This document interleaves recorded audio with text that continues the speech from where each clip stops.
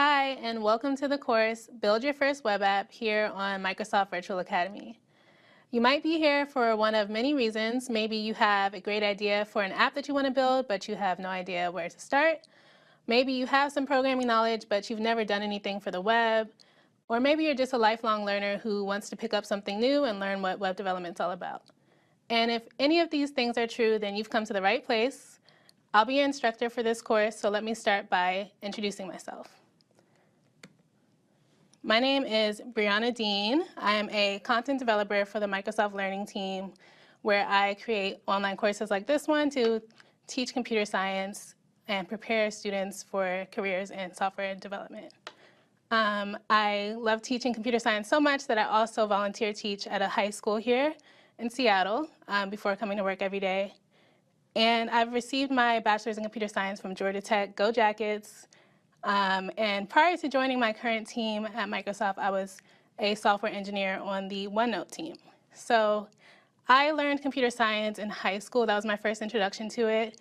And it wasn't the greatest experience at first, and that's kind of what kickstarted my interest in teaching computer science, because I love teaching it in a way that excites and engages more people. So I hope you enjoy this course. So let's talk about what we're going to learn. First up, we're going to start with how to determine what you're going to build and why. So we'll talk about how to identify users and the target audience for your app and things like that. And then we'll go into how to actually build web pages. And we'll learn a language called HTML. From there, we'll learn how to add style elements to those web pages using a language called CSS. Next up is manipulating web content, so that's adding behavior to web pages, and that's using a language called JavaScript. From there, we'll get into some back-end web development concepts, and then we'll learn about databases so that you can store data for your app. And finally, we'll learn how to put your app out to the world using Azure. So by the end of this course, you'll have designed an app for something that you're interested in. You'll learn how to build it from scratch, and you'll have it up and live on the internet for other people to access. Now, those are a lot of topics to cover, so the purpose of this course isn't to cover each of these topics and languages in detail. That would be a lot of content. Instead, you should approach this course so that you can get an understanding of each of the pieces of building web apps and be able to build upon that knowledge from there. So we actually have some other courses that would be a good next step from here. They're listed here. These are our courses on edX.org, and they'll be linked in the resources for this course. So the first course is Designing a Technical Solution. That will cover a lot of the user-centered design, HTML, and CSS principles that we talk about in this course. Next is a course called Building Interactive Prototypes Using JavaScript, and that will cover all about basic programming in JavaScript and client-side development. And then we have a course on building functional prototypes using Node.js, which will cover all of the back-end web development concepts. So I'm glad you're here, and I'm excited to teach you about web app development, so I'll see you in the next video. Welcome back, and welcome to Module 1 of the course. So we know we're here to build web apps, and you probably want to build something that people will actually want or need to use. So in that case, you should start by planning and figuring out who will use your app and why they will want to use it and how you'll make sure that you add value to them. And with me to talk about this, I have my coworker, Adrian. Do you want to introduce yourself? I would be happy to. I'm Adrian. I'm also a content developer here at Microsoft Learning, and my expertise is kind of in the design thinking, user-centric design field, so I'm happy to be here and talking to all of you. Cool. So as I mentioned, the first thing we'll start with is figuring out who our users will be. But before we do that, let's just define what exactly it is that we're building in this course and what a web app is. So an app in general, first of all, is a software program that allows a user to complete specific tasks or achieve specific outcomes, right? So two things that stand out from that definition is that it has to be user-centered, right? You want someone to be using the app on the other end. Sure. And it runs on some sort of device. And that distinction about what device an app runs on is what makes it a web app or a mobile app So in this case, we're focusing on web apps, which means that we're creating things that a user will access via a web browser. And that's really common nowadays, right? With the internet being so widespread. That whole internet thing. Yeah, people can access your web app from their mobile phone, from their desktop, from any device that has a web browser. So now let's talk about who those people are that will be using our app.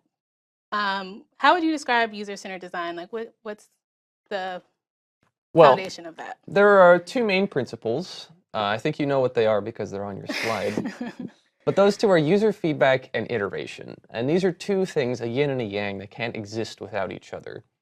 Because to iterate, we need to know what the users think. Right. And to actually find out what the users think in a meaningful way, we have to make something new for them to look at.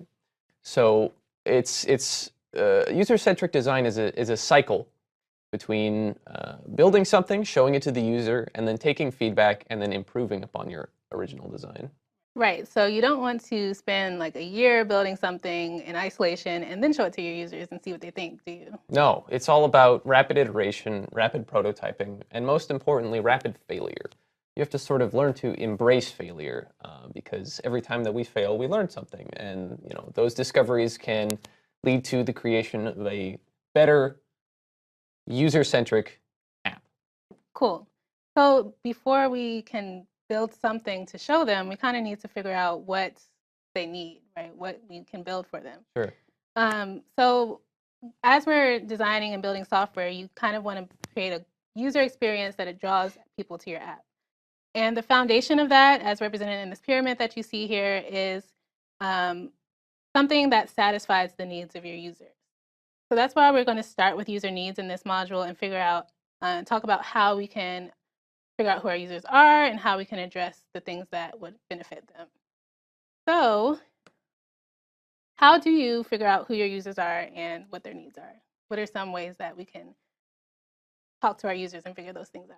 Well, most of the methods can be categorized in two categories: quantitative investigation and qualitative investigation. The most common in the quantitative category are user interviews, sometimes called contextual inquiry, where a designer will go into an environment where the user is doing whatever they do and just observe them and sort of look for pain points. Do they have to work around something? Was something difficult for them to do?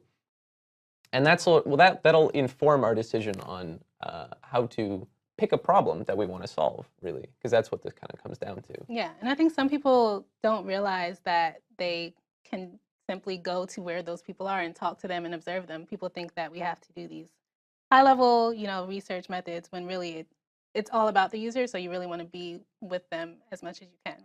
That's true, and I think one of the most important things that we can stress right now is get out of your office and actually go talk to users, because that's how you learn, that's how you get better at design, and that's how you ultimately make a better application. Right, and then another way to, once you've done this research, to kind of synthesize that information and figure out, your high-level groups of users is to create what are called user personas. And that allows you to kind of think about all of the things you learned about your user and create a fake persona that will represent all of the important information that is relevant to how you'll address their needs. Sure. Like you said, the user's not going to be in our office working with us all the time. So we need to create this user persona that we can consult when we're not actually able to speak to the user. So that's kind of how you can start with identifying user needs and synthesizing them and making sure that everyone who's working on your product knows what you're going after and who you're building for. And in the end, the goal here is to identify your value proposition for your app or your product. So that is, you should be able to, at the end of this process, summarize who you're targeting and what value you're bringing to them in a single, succinct statement, both for yourself so that you know what you have that in mind the whole time, and both for the users who will want to use your app. So that's the end goal. Right, and these statements are sometimes called how might we statements, because they combine the user, who they are, and what they need to do. So you might say, how might we help airplane commuters get through the airport more efficiently? That sort of encapsulates who we're talking about and what we want to help them do. So the essence of what we talked about so far is that you should be building what people need and not what you as a developer want to build or what you think people will need, but what people actually need based on user research and actually getting in front of your users and talking to them.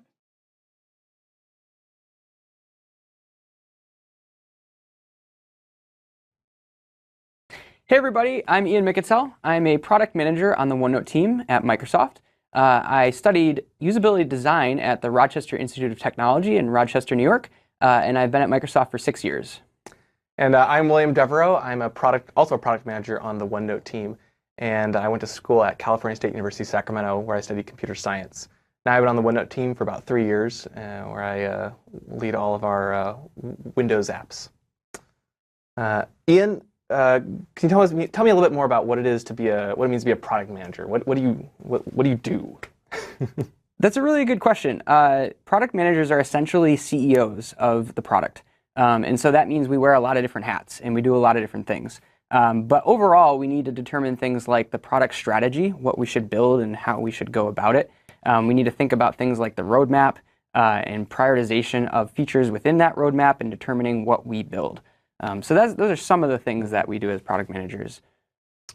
Yeah, it's always really important we're kind of, like you said, we're the CEOs, so we have to look at the whole thing end to end, and we talk to customers, we work with the engineers and the designers and marketing and support, and really make sure we deliver a complete experience end to end by the time it reaches customers. And so I think it's a lot of fun because we get to wear a lot of hats and do a lot of different things. Yeah. And really get to experience all the different parts of the whole software development process, which is really cool.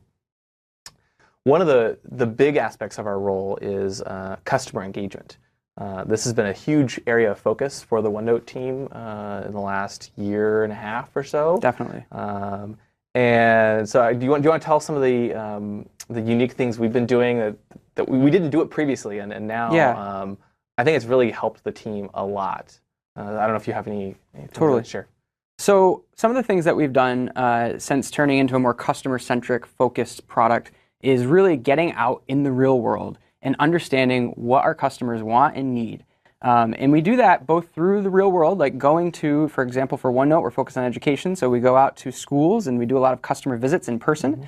And so I've done a bunch of that personally, and want to talk a little bit about like the things we've learned from that. And a lot of times we actually use the power of the internet and we go out on the web, and there's so many places these days where people can provide feedback on a product, right?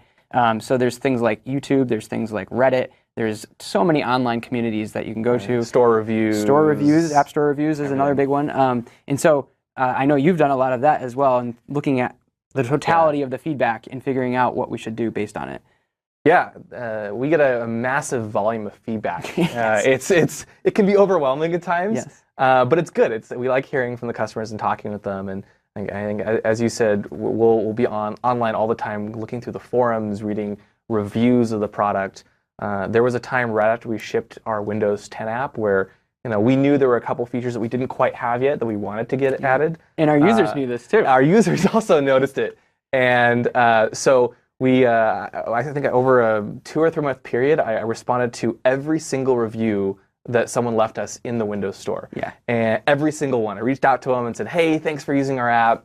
I want to hear what you like, what you don't like. And then we had this one-on-one engagement with every single person. People that had issues, we actually connected them directly with the engineers. Not some support team off in some other part of the country or the world, but our engineers who sit in our building. And that's a really good point, because one of the things that I think is a common perception when I go to schools and talk to them about product management or working at a tech company is, oh, so you just write code, and that's what a computer scientist does. But we both went to tech schools, we have tech degrees, yet we're not writing code day to day. We are doing the other things that make a product, right? And again, it's not just designing either, right? People think of the classic thing like, oh, there's a design and then there's people who build it. But pre both of those things, you need to have someone who says what should be designed, what should be built. And that's really what we do, right? That's exactly correct. I mean, I'll provide feedback on the design or on the code. I'll say, hey, we could try this or that, give my ideas. But when it comes to those things, I actually don't do any of the work myself. Right? Yeah. We have specialists who are they're skilled engineering or design or marketing or whatever, and so we actually just get to partner with all of those people and make sure that the end result meets the goals and the needs of our users. And I know another piece that we wanted to talk about was this notion that there's, in the world, we talk about it as qualitative and quantitative information, right? Yeah. The qualitative is the numbers. It's all the data of the feedback and the metrics, and there's business metrics, like how many monthly active users we're getting, but then there's lots of kind of telemetry-based like data on crashes and bugs and things like that. How often does someone click a feature, all that sort of thing. Right, Yeah. and we have great data scientists these days, and that's a whole other field in technology you can go into.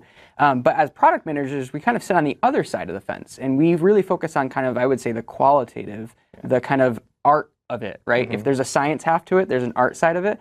The quote I love, right, is Henry Ford, and he used to say, like, if you just asked people what they'd want, they'd say faster horses.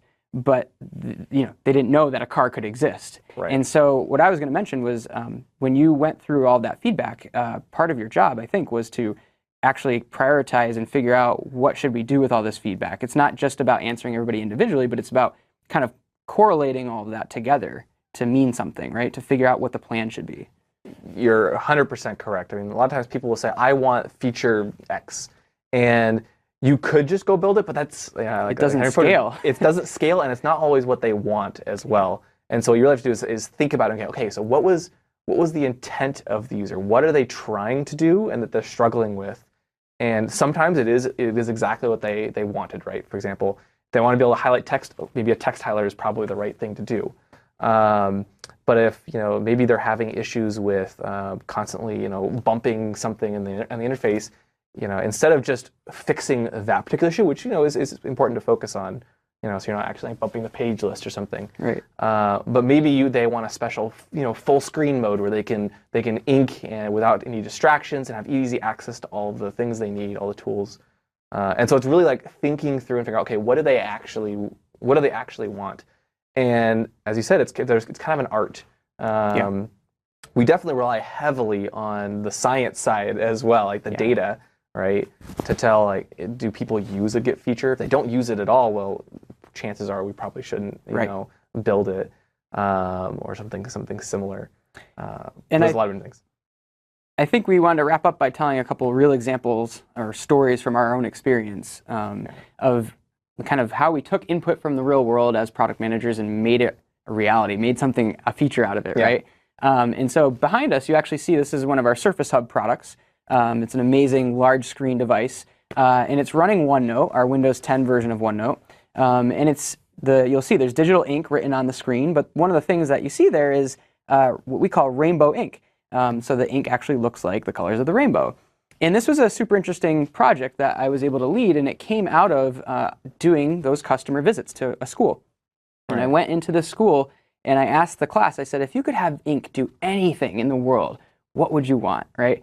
And I remember this so vividly. There was this girl in the back of the classroom, and she was very they were a younger class and very timid and a little afraid to speak up.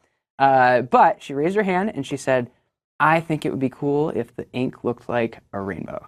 And immediately the rest of the class erupts, right? Like they're like, ooh, oh my gosh. Yeah. And so I put that in the back of my head. I went back to our design team and our engineering team, and I said, guys, this is what we have to do. There's something here, right? Like that reaction is the art. That is the thing. I didn't need to see 1 million users of data. All I needed was a small sample set of kids' faces, right? And so I took that back to the team, and then it was a fun process working with design. We actually were able to create 4 different versions of these ink effects. So you're not seeing them up here right now, but there's rainbow, galaxy, gold, and silver. And since we shipped it this summer in OneNote, it's just been one of these things where the feedback that you mentioned has just been through the roof. Like people find it really fun and engaging.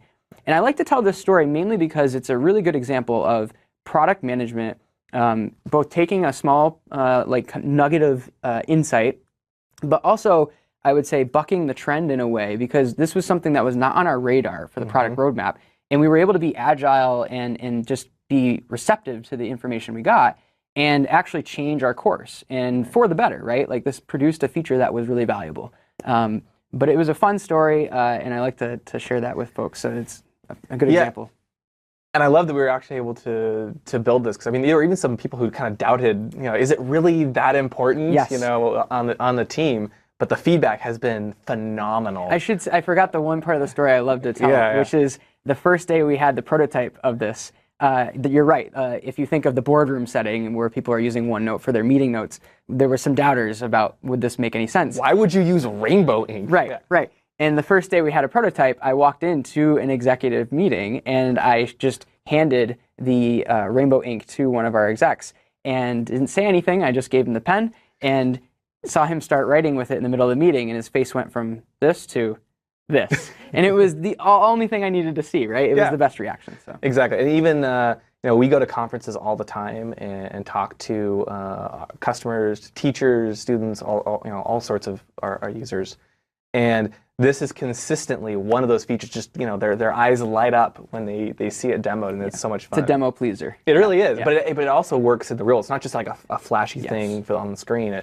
When you're actually using the product, it's exciting as well. And I know you have an interesting story to tell too. Yeah. So one of the, like you said, we get to go on customer visits and meet people in person. We get to go to conferences.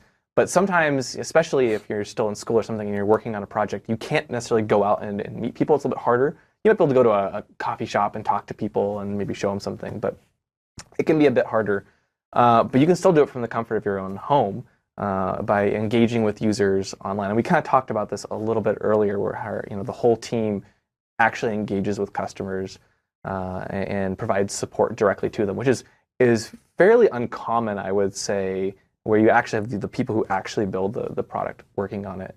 And so it was that time when we were responding to customer reviews through the Windows Store. I think we almost broke the tool. We responded to so many users over such a short period of time. But we got fantastic feedback, and the ability to engage one-on-one with these users just over email was amazing. And we're constantly on Twitter as well, responding to users there. And that's important for folks listening to this, right? Because you don't have to necessarily find a real-world place you can go. We have the power of the internet and power of communities online, and you can learn a lot just by trying to listen and observe what is going on. And that was the last part I was going to mention, was it's the observation. It's the taking in of the input.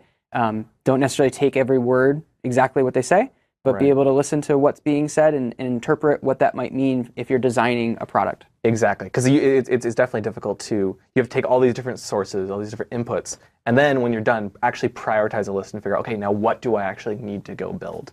And that's the trick, is figuring out which sources are the most important, or which ones have the most weight given the current dynamics on the team. It could be something that's very critical that you need to do, but we can actually do it in 6 months, versus something that maybe needs to be done more immediately because it's more of an urgent issue, or something that will drive the business. Welcome back. Still here with Adrian. So at this point, we've talked about how to identify who your users are and what problems you'll solve for them. And you might be tempted to just, once you know those problems, jump in and try to figure out what your app will look like and what features it will have to solve those problems. But it's important to slow down and really make sure that throughout that process, you have users in mind the entire time, and you take it step by step to figure out the best way to address their needs. So we'll talk about how exactly to identify and define the user requirements for your app. So are requirements the same thing as features, or what exactly does it mean to define user requirements? Well, I think requirements have more of a nebulous definition. It's more about, what does the user really need? I think a feature solves a requirement. A feature gives you the opportunity to get over your requirement, right? But I wouldn't say that they're the same. Yeah, and then in software companies, we typically define these requirements in a document that we refer to as a spec. Really is a requirement specification. And in that document, we kind of talk about, there's two kind of broad categories of user requirements. On one end, there is, what does the user need the app to do for them? So we talk about what the software will do. And those are referred to as functional requirements because it's functionality based. And then we also have the softer side of things is how much do they care about how fast it is, or how much do they care about, how accessible the app is. And those are non-functional requirements that focuses on the qualities of the software. So you want to kind of think about both of these, but for now we're going to talk more about functional requirements and figuring out the functionality of our app. There we go. And what's your favorite way to define user requirements? There are a lot of ways out there, so what do you think is the best way to approach this? Sure. Well, coming from a user-centric design perspective, I really enjoy the user story, which is essentially a way of getting to understand who the user is and what they need in a way that's a little bit more personal than something like a system requirement, where we're just talking about what are the different features that the user might need. Right. We're trying to understand the user a little bit better, and then maybe we can make some choices that we wouldn't be able to see or even understand if we didn't really know the user. Right. So just to walk through a couple of these types of requirements, system requirements, as Adrian mentioned, kind of focus on things from the perspective of what your software will do. So you might say the system should accept input for user accounts, something like that. And that's just focusing on functionality in a really specific way.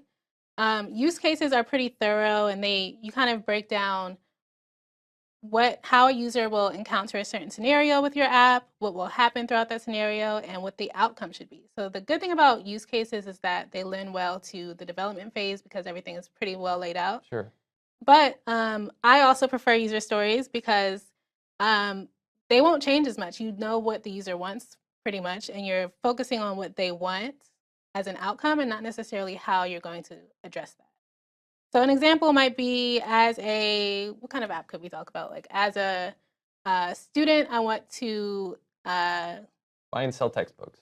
Yeah, so that I can make money or make the most of my resources, right? So you want to make sure that you talk about what their end goal is and why, because those will really help you make the best decisions during your design and development phase.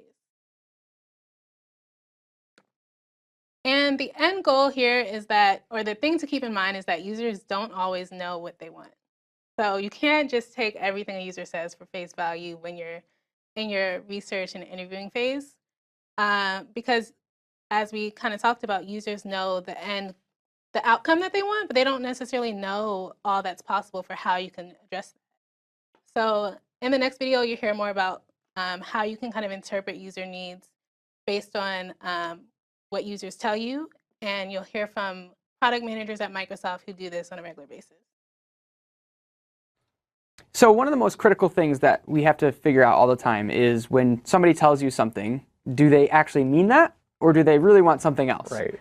You have an interesting example of this, right? Yeah. So for Windows 10, we released it when Windows 10 came out in June of 2015. But there was a lot of feedback. So we had an app on Windows 8, OneNote app on Windows 8 that had a radial menu, which was like a circle and with a bunch of commands. And it was cool. It looked great. It was fun to use with a pen, but there were a number of issues with it. It didn't scale well. As we added more features, it got really cluttered, and you'd have to like dig under multiple layers, and you wouldn't necessarily know that. Right. Oh, to get to font color, I have to click on the edge of bold or something. You wouldn't think that. And so we redesigned the interface and came up with what you see here. But there are a lot of people who still love the radial menu, and so that was probably. And they actually were like super passionate about the fact that we took it out. Yeah, they were very disappointed, and it's hard for us because we loved it as well. It just there was a number of reasons why we just couldn't continue to use it. But if we had been listening directly to, if we were just taking what customers said at face value, we would have just built the radial menu and called it a day. But that wouldn't have worked for a number of reasons. You would have a radial menu plus the ribbon, and And I think that's what you're highlighting is this notion that a product manager oftentimes sees the product in a way that the users don't, and we know more kind of the guts and what's going on inside the product, and we also know where we want to take the product. Exactly. Right, and so those are inputs that a customer or somebody that our audience may be talking to The folks that you talk to in a coffee shop, they have no idea about those. And so you have to kind of take what they say as one input, but not the only input, right? Right. So then the problem we had to solve was, okay, people love the radial menu because it's fast, it's easy to use. How do we make the interface just as fast? And we kind of looked through everything and we came up with a full screen drawing mode so you get all your commands right away. And we got to a spot that I think was pretty good, but there was one key piece that was missing, and that we believe was the custom pens. With the ribbon, you could have multiple different pens. You customize the thickness and the color of each one. And we didn't have that today when we switched to this one. You could change the color, you could change the thickness, but you couldn't save that. Right. And so we believe was like what the users really wanted. It was those custom pens, and not the radial menu itself, which also had there were nice things about it, but it wasn't the fact that it was round and small that people wanted. It was the fact that they had those custom pens and it was fast and easy to access. And so it's that kind of thing, or really teasing apart like, what do the users actually, why do they like that thing? Why are they asking for it? And I think there's a great quote by Henry Ford. Yeah, like he used to say, if I asked people, Henry Ford, right, the founder of Ford Motor Company, if I asked people what they'd want at the time, back in like late 1800s, early 1900s, they would want faster horses. Right. They didn't know that, we were trying to build a car. Right. And so you have to, again, take what people say and then think about it more deeply. What do they really mean when they tell you something? Exactly. Welcome back. So now that we've talked about how to identify the needs of our users and define those requirements and figure out what features our app should have, we can start getting into designing the user interfaces for our app. So how the user will interact with our app to achieve that functionality. So first, let's talk about what is a user interface. What does that refer to? That's a very broad question. But a user interface essentially is just what the user interfaces with. Mm-hmm. So what do they touch? How do they interact with the application itself? And that can be something from a scroll wheel to a button that you might click to maybe touch controls on a mobile tablet or something like that. Right. And in this case for web apps, our user interface would just be those web pages that users access to interact with our app. So some things to keep in mind at this phase when you're designing user interfaces, back to our user-centered design approach, we want to always be iterating and getting things in front of users quickly. So we want to prototype our app without focusing on too much detail in the beginning, just to make sure that what we're thinking works for our users. So some things to keep in mind is design as quickly as possible. Don't waste any resources or too much time. Sketching is good at this phase. Get feedback and iterate. That's going to be kind of the process of designing at this phase. Yeah, and I think one of the most important things that we can stress is do this all quickly, because it's all about rapid iteration. If the user doesn't like something, change it. Right. And then show them the new version. If we spend, months and months creating this perfect application that we think is great, and the user ends up not liking it, then we've just wasted a bunch of time. So, like you said, don't focus on the details, how it looks. These things are just going to be distracting for the user once you talk to them. We're much more interested to know if we made an entirely redundant page rather than whether or not the user likes the blue color that we used. Exactly.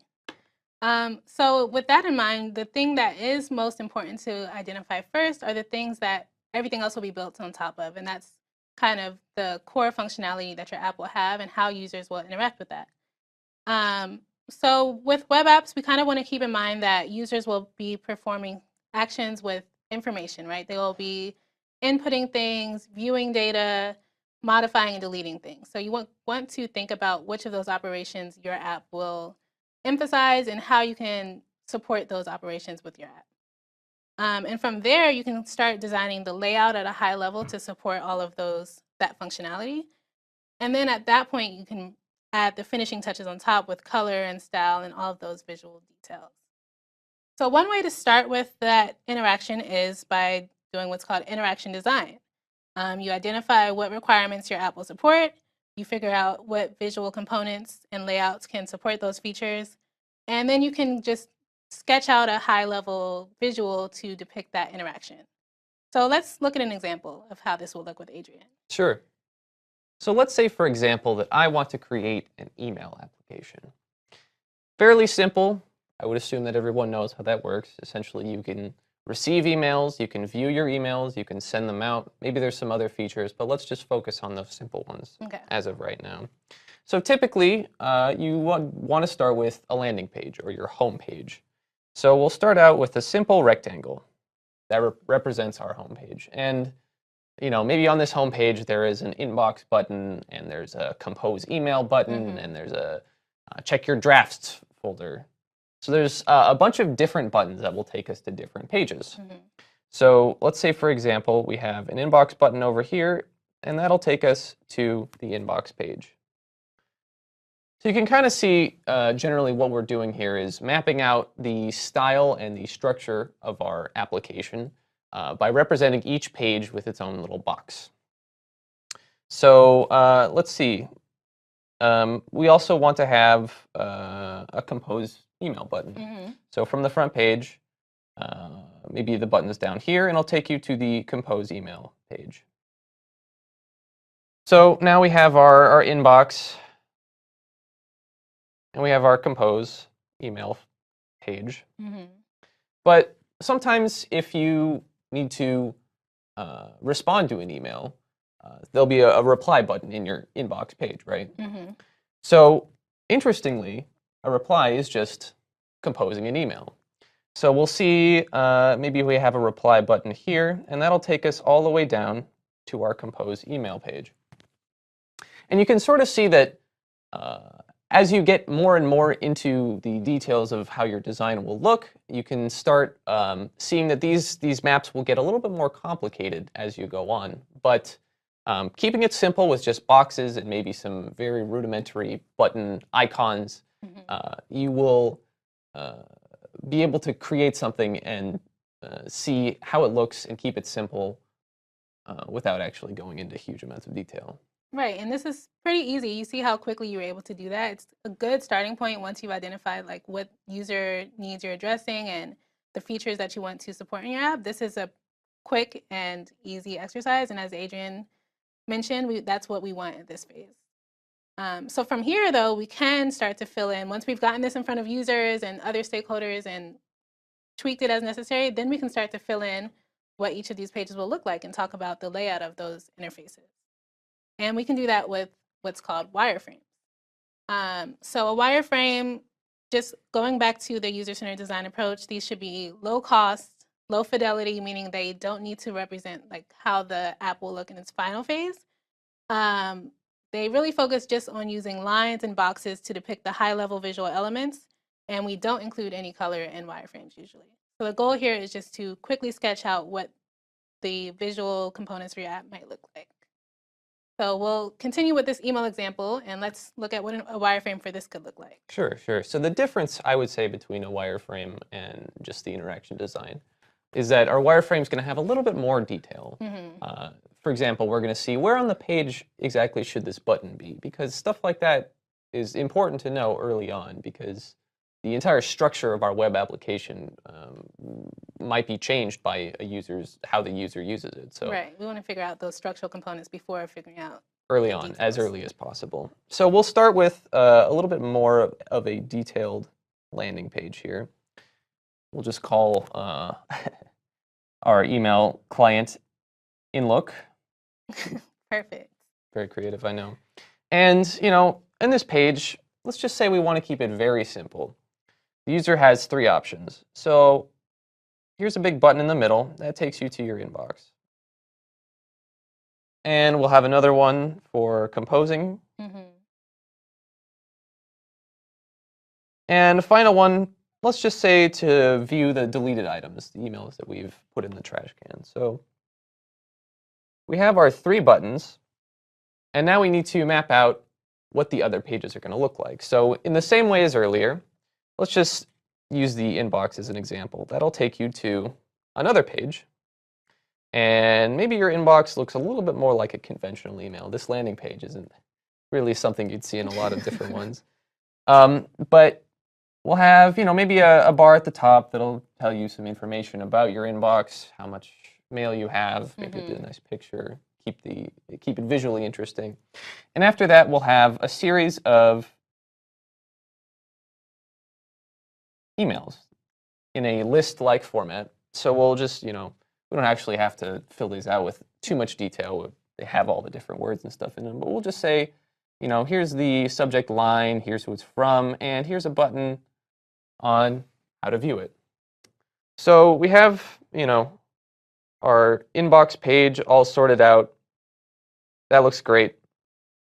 Now let's design the view email page.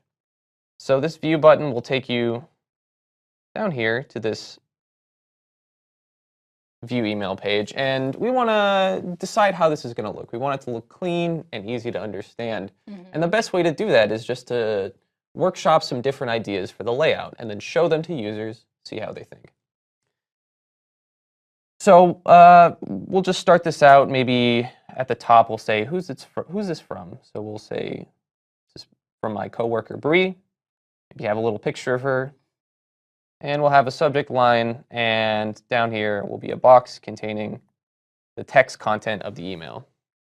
So you see that this is a little bit more detailed, a little bit more in-depth than the interface interaction design that we were doing earlier, and this gives us a little bit more room to be creative about how our application is going to look. Now, I would really like to stress that this shouldn't really impact your final design. This is something that's going to come over rounds and rounds and rounds of iteration and testing. But this can be sort of the skeleton that you build off of. Right. So it's important to build something that the user really meshes with and is able to use very well. Right, and I think the details that matter most at this phase are identifying what data is necessary, because at some point you need to figure out how to set up your database and the structure of your app. So what matters more are the components that are data-based, not to say database, but how you'll store information, what information is necessary for your app so that you can start designing the technical side of it. And what matters less is, exactly what text you'll have at the top of the page and things like that. You want to focus on the right details here so that you can figure out the most important technical pieces of your app in the next phase. And what you can do from this point as well is, if you look back at Adrian's wireframe here, you have different boxes, and you could draw each of these on a larger sheet of paper and maybe get them in front of users and actually have them click through by kind of just touching on different parts of the page. And make sure that they understand what they could do from each page without even having real words or images on the page. They should be able to understand kind of a high-level flow of what they could do with your app. Yeah, that's really important. A lot of times there are things that we don't even think about or can't even see about our designs that might be difficult or unclear to the users. So actually going out, showing them the physical paper representation of your prototype is a great way of finding out maybe this button is unclear, what does it do? Or maybe this should be higher up on the page because the users aren't seeing it until too late. Right, or there's not a button there and they don't really know what action they can take from your page, things like that. And we talked about sketching on paper. You could sketch on electronically like we've done here. There are software and tools out there that are made for wireframing specifically. You have a lot of options, but the point is don't spend too much time trying to ramp up doing something new. Just do what you can do quickly and get it in front of users. So to summarize, the goal here is to, as always, keep users involved in your design process. Sketch things out quickly, figure out the high-level things before you get into the details, and get your ideas in front of your users as often as possible. So thanks to Adrian for helping us with this module. Glad to be here. We'll see you in the next video. Welcome back. Now that you've completed Module 1, you should have a clear understanding of how to go about planning and designing your app in a user-centered way. The user-centered design process we introduced you to should take you from the idea phase through user research, and you should end up with an initial prototype in the form of wireframes. These wireframes give you a good starting point for building the layout of your app without focusing on the visual details, and that iterative nature is at the core of user-centered design. Now, in this module, we'll finally start writing some code as we introduce your very first web language, HTML. But in this video in particular, we'll start by reviewing some web development concepts and making sure you understand what tools you'll need to start writing code. One of the first things we should get out of the way is what exactly we're building and the proper terminology to describe various types of web technologies. So what is a web page? A web page is simply a document that displays web content via a web browser. So anytime you access a document on the internet using your web browser, that is a web page. And many web pages are just static. They present information to the user as is. Like the page that you see here, this is text information and images and things like that. And every time you view it, it's not changing based on any interaction that you have with the page. It might change when someone updates the files, but overall this is not a dynamic page. And since we mentioned web browsers, let's talk about what exactly a web browser is and what web browsers do for us, because web browsers are important to understand when it comes to web development. So the web browser is the application that allows users to view and interact with content on the web. Web browsers are behind the scenes retrieving the content that we request. They send the request to web servers once we type a URL or once we click on a hyperlink. They're sending those requests behind the scenes. Once they receive those files back from clients, from servers, browsers know how to interpret the code, which is HTML and CSS, to display those web pages appropriately. And in addition to that, when it comes to developing for the web browsers have built-in tools that we refer to as developer tools that help author and debug code as you're working on your web pages. So browsers play an important role, and there are several browsers to choose from. Everyone has their own preference, and there are some differences between browsers, but it's a good idea to have at least a couple browsers installed, different types of browsers, so that you can make sure your app or your web pages work and are displayed properly across browsers. So we talked about web pages, but what is a web app? So web app is, the difference is that we add functionality and dynamic data. So a web app is a software program that is accessed via a web browser and allows a user to complete specific tasks or achieve specific outcomes. And this goes back to what we talked about earlier in the first module. So when it comes to functionality, web apps are presenting dynamic web pages. So they're presenting pages that contain data that changes as we interact with it, that stays up to date automatically, things like that. So for example, Bing here that you see on the left is a search engine. That is a web app because we use it for functionality. We type something in, the web app searches for those terms and presents information to us. All of that is dynamic information that's working with the database behind the scenes. Similarly, Stack Overflow. Stack Overflow, we enter questions. Stack Overflow, by the way, is a website that software developers use pretty heavily to share knowledge about software development. So people can post questions and other people can post answers to those questions, and you can vote on answers. So all of those things that I just mentioned are functionality. We're adding questions, we're viewing questions, we're adding answers, we're voting for questions and answers. So that's the difference between a basic static web page or set of web pages and a web app, which is something that has functionality and deals with dynamic data. And that functionality that we talk about with web apps revolves around CRUD operations, and that stands for being able to create information, read, update, and delete. So as I just mentioned with the Stack Overflow example, we're creating questions or even creating answers. We're viewing those questions and answers. Users are updating that information if they want to change their question or answer, and they're deleting those things. So functionality revolves around these 4 types of operations with our data. So keep that in mind as you start thinking about the functionality your app will have. So how exactly do we program all of this? There are a lot of different layers, and they work together to create the functionality of a web app. On the front end, we have languages like HTML, CSS, and JavaScript.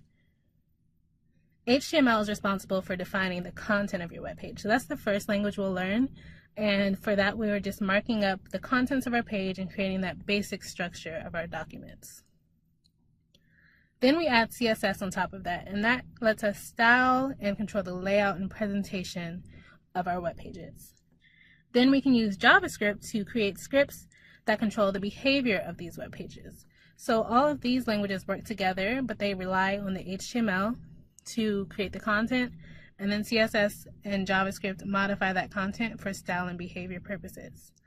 All of these languages create the user interface of the web page, or the web app, which we refer to as the client side, or the front end. Then when it comes to working with dynamic data, we need a database to store that data. So the back end of our app has this database, and then it has some code on the server that works with the database and sends this information back to the client side. And finally, all of this code has to live somewhere, and the server has to be hosted somewhere that people can access over the internet. You don't want people sending requests to your computer every time they want to view your website. So you host your website or your web app somewhere on a server, and that's how people can access it online. So we'll talk more about each of these components throughout the rest of this course.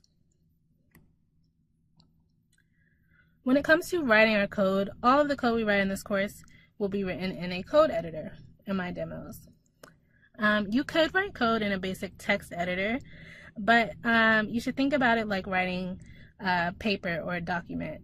You could always write a paper in a basic text editor that comes pre-installed on your computer, but if you're writing a 30 or 50-page paper, you don't really want to have to deal with spell checking and formatting and all of that, handling font all on your own. So instead, you might use a specialized word processor like Microsoft Word. The same thing is true when you're writing code. You don't really want to have to deal with all of that on your own. So code editors are specialized text editors that make that process easier. They automatically format code for you, they complete statements and make suggestions that make it quicker for you to write your code. The code you write might be highlighted in different colors to make it easier to understand and read at a glance. And there's even a lot of plugins and integrations that extend the functionality of your code editor even more. There are a lot of different code editors out there, even more for specific languages. Some code editors are general purpose, others are for specific types of programming. The code editor we'll be focusing on in this course is called Visual Studio Code. This is different than the generic Visual Studio editor. This is a lightweight, free code editor that is available on all platforms. So you can access and download this code editor at code.visualstudio.com. As I mentioned, code editors are really helpful when it comes to writing code. And in the next video, we'll talk about another tool that is extremely helpful and useful to software developers that you should consider using as you start developing for the web. Welcome back. So at this point, you should have a basic understanding of what components make up a web app and how web apps work and are accessed on the web. And you should be set up with a browser and code editor to start writing code. But there's one more tool that's extremely useful for professional developers, and that's source control. And with me to talk about this, I have my coworker, Andrew, and we'll let him introduce himself now. Thanks, Bre'Ana. Hello, everybody. I'm Andrew Byrne, and I'm also a content developer here at Microsoft Learning, and I have some courses on edX as well. So I've studied electronic engineering in college, but I've spent my entire career in software engineering. And it's been a long career, and I've worked for many different companies. And it's great to be here working at Microsoft. I've been here for 12 years. My motto is always be shipping, so I'm big into shipping code. And I also love to help and people learn. That's why I'm in this group. And so it's a real pleasure to be with you all here today. And yeah, let's talk about source control. Yes. So why do we even need source control? Great question. So I put together this slide, been there, done that. So how many of you have been in the situation where you're writing a paper or maybe you're already doing a little bit of coding and you want to make some changes, but you're nervous about making updates to the files you've just created. So what do? You copy and paste, and you create my file 2 or my code page number 2. I think we've all been there. And We've all done for that, sure. and so this is not really the version control we're going to talk to today, but that is kind of what we're doing. It's the idea of managing changes to files and that you care about.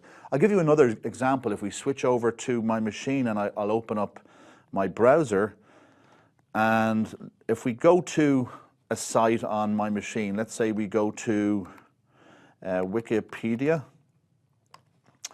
and in there, take any page, maybe we're in edX, this is a course, I've done courses on edX, so if we open up their page here on Wikipedia, it's a public page, and the way Wikipedia works is a lot of people contribute to these pages, so the pages are changing a lot.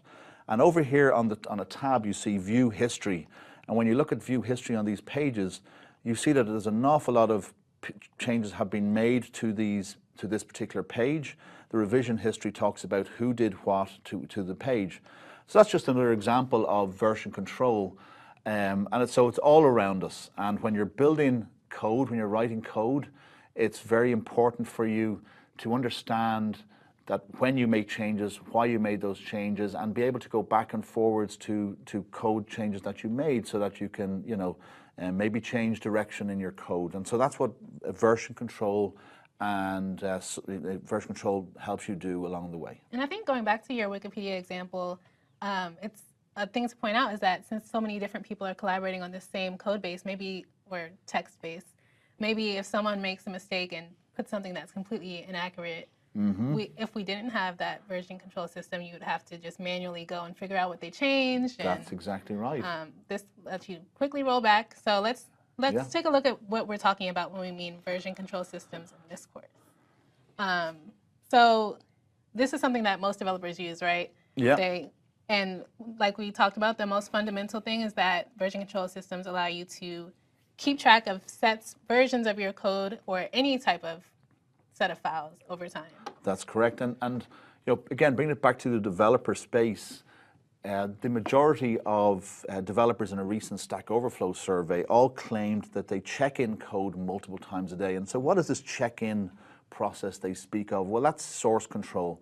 And also, just to be sure, the terminology changes. So source control, version control, revision control systems, they all are interchangeable, and we'll probably use the terms in this course I didn't even notice us using them differently because they pretty much mean the same thing. So, but there's lots of options for this, and there's lots of tools available. I mean, Microsoft has had many versions of tooling in this space. If you've heard of Team Foundation Service, which is TFS, or Visual Studio Team Services, VSTS, which is the more one that's come out in recent years, and open source has done a great job in giving developers tools in this space. Mercurial, Subversion, and last but not least, Git, which is what we'll talk about today, is an open source version control system. And that's been really, that evolved in a very open source community fashion. It was driven by the needs of the Linux kernel project. Linus Torvald himself got involved in the design. And so it's evolved because of its speed, its flexibility, and ease of use, I suppose. It's now widely adopted across the developer community. And that's why we're going to give you a brief intro to that today. Yeah, so we'll talk about the workflow of using version control within the context of Git, and some of these things are similar with other systems, but there are a lot of differences. So in this case, we are focusing on Git. Yeah. And the first thing you would always do is create a repository, right? You want somewhere to store your files so that you can work on them, make changes. And then the checking in, as we talked about, is sometimes called committing changes. So you make a commit of a set of changes that you want to store as a complete version. And that's pretty much the core functionality of Git on its own. Yep, that workflow works in tooling that we'll see, and also, the Git install itself gives you the ability to do a lot of this on a command line. So, but it's very important, the terminology you brought up, Bre'Ana, is kind of the core terminology. There's a thing to store your code, which is a repository, and we do commits, which are these check-ins where we're actually committing our changes back into the storage, and we're rinsing and repeating this process as we write more code, as we fix bugs, and so on. And as we progress in this part of this course, we'll show you what that means when we're doing, working together, collaborating, and sharing code. Because now this version control becomes really important, because, as you said already, I want to see Bre'Ana's changes and my changes, and we need to be able to go backwards and forwards on that. So we won't demo Git on its own, but we will, as Andrew kind of talked about, talk about another tool that works with Git, which allows collaboration with code. And you can also use GitHub on its own individually, but the core of this is collaboration. And you can think of GitHub as kind of a cloud that stores Git repos online. Yep. So that people can access them. That's exactly right. And I think, it's a code hosting platform, but I've used Git to store text as part of my work. It's used by open source projects, companies and individuals, and it's really a great platform to share code and contribute to other people's code. And the contribution piece is really important as you're starting out in your career as a developer. Developers work in teams. It's a team sport, I like to call it. And so GitHub and places like GitHub, there's other vendors do stuff, Bitbucket is another one, but these places online where you can contribute, to other people's code is a wonderful way to learn how to write code, to get well known, to build up your reputation. So I think I'll jump in and maybe start there. Why don't we show you what it looks like to be on this site called GitHub and to create your first code repository or repo. I'm going to use that phrase from here on, and it's easier to say. Sounds good. Let's take a look. Okay, so let's go over to my machine and go back to my browser. And I have an account on GitHub. So we'll start there. If I go to github.com/Andrew J. Byrne, here's what I look like publicly inside GitHub. Now, this is the public view. How do I know that? I know it because I'm not signed in, because on the top right it says sign in. And so this is what you would see if you go there now. You would see this. All it's showing you is a picture of me wearing shades, which you can change, thankfully, into anything you want. It's a little bit of profile, some organizations I belong to on GitHub. So I'm in Microsoft, so I do a lot of coding there. But a lot of in the center area here, you see some repositories, repos that I have pinned just to make them more accessible to people if they come to my site here on GitHub. So again, everybody who gets an account on GitHub will have a github.com/username as their landing page. I really love this view. Down, if I scroll down, you see this contributions dashboard. So the geek in me loves to see how much coding I'm doing. And so the darker the green, the more check-ins I've done that day. So let's roll over. July and August was actually very busy for me. I was doing a lot of work on one of my courses and happened to be just merging a lot of code. And so you can see, like on the 17th of July, the 23 contributions. So a lot of cool info along here. If I scroll back up, that's my overview of my presence on GitHub. If I look at the repositories tab, it's a list of all the public repos that I have available for people to consume, and we'll show you how to consume those in a while. And then people who are following me is in the followers tab, and then following is people I'm following, etc. And I think it's worth emphasizing the community aspect of GitHub and sites like this. Like you mentioned, on both the collaboration front, being able to find something that someone built and you want to contribute to and you don't know the person. Yeah. And also to just showcase your work. Employers ask for GitHub profiles sometimes, so it's really good. Absolutely. I spend a lot of time in one of my courses explaining that, and the fact that, it's a great way to go and learn and contribute. And, when you're ready, you're not always going to be ready to contribute to these online places. You might feel, you're not ready just yet, but when you are, it's great to just get in there, and there's sites that you can go to that will show you what repos are looking for contributions, and you can contribute straight away to someone else's code. But for now, let's go back to the idea of creating your very first repo. And I'll use my account because it's simple to do that, and you'll follow the same steps as soon as you go and get your free account, okay? So under the repositories tab, or back in the overview, so the first thing I forgot to do is I'm not signed in. So as I said, I'm not signed in, I can do nothing. This is the public view, but I did open up earlier on a view of me, I think, that's signed in. Yes.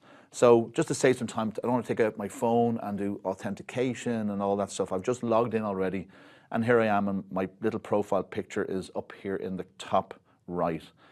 I have a different view now. If you know what you see here is the repo count has gone to 35. That's because it's showing me I have private repos as well. So when you're in and you're logged in as yourself and you go to your own profile, you get a bit more information about your presence. So let's create a new repo. I hit the new button, and because we're going to show you maybe GitHub and source control in the context of web apps, why don't we just name this repo something like Hello Web App. So here I've typed in a name. It's unique to my organization, to my account, Andrew J. Byrne. So I'm going to create a new repo called Hello Web App. I can put in a description. No need to do that now because of time. I'll keep my repo public. What does that mean? It means as soon as I create this, Bre'Ana could go straight to my account and see this repo, which is probably what we want to do here for the demo. And then you can also make them private.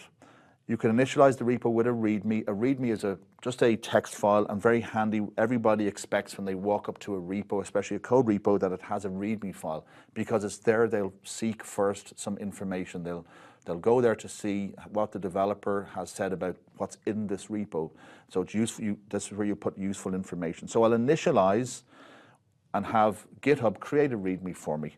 Now I'm going to hit the create repo button, and in no time at all, there it is. It's created. So the repo was created and it's launched me into that page. So I have Andrew J. Byrne, Hello Web App is my repo.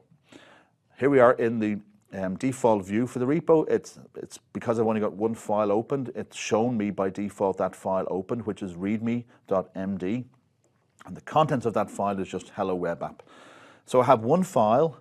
You can see I've made one commit, which I'll talk to you about in a second. And I can do lots and lots in this particular view, and we'll do lots and lots in this view right now. So the first thing I want to do, just to bring this back into the idea of writing some HTML, is to upload some pre-canned HTML, to save me some time. So I'll click on the Upload Files button, and I can drag them over, or I can choose them from my browser. So I'll do choose your files, and I'll select hello.html and hello.css.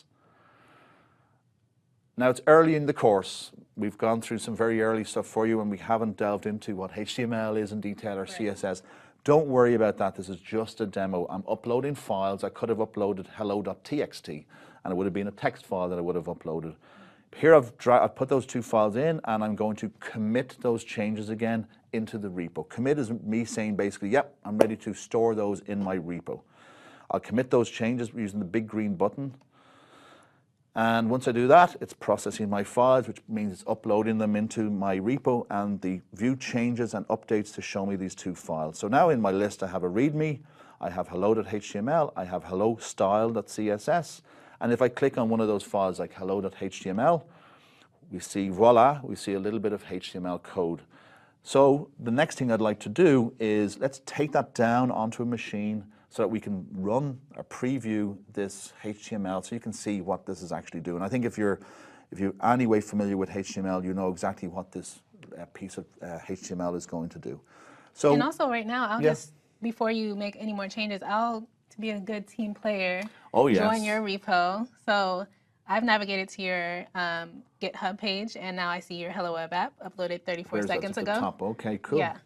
So I'll go ahead and clone that down too, just so that from this point on, I can have access to your repo. Okay, so we're both going to do that. So from my machine, I have to do the same action whether I'm the owner or not. You know, both of us are going to do this action. So from the main page on the Hello Web App page, we'll click this clone or download button. And there we have this ugly enough, URL or address for this repo. And I'll just copy it. So I can click on copy to clipboard, which it's done, and then I will open up one of my favorite editors, which is Visual Studio Code, and you're following along, Bre'Ana, I presume? Yes, I am. Okay, and now we're in here, and I'll just remove some stuff. I'm going to close this one I have open. Have a nice blank start to my Visual Studio Code, and close that message. So here I'm going to, in the welcome page, which you can get to by going to help and then welcome. Okay, there's many ways to get to this page, but this is one way. Go back to the start page or the welcome page in Visual Studio Code and click on Clone Git Repository. And all it looks for is that address. If you remember, I said copy to clipboard. So I will paste that into this particular command bar, and it asks me where do I want to put it, and it doesn't really matter. I'll put it under C code demo and hit return, hit enter. Would you like to open the repository? You see, it's been very helpful. Visual Studio Code has been very helpful to me. I could do all this in the command line, but it's doing it for me all in.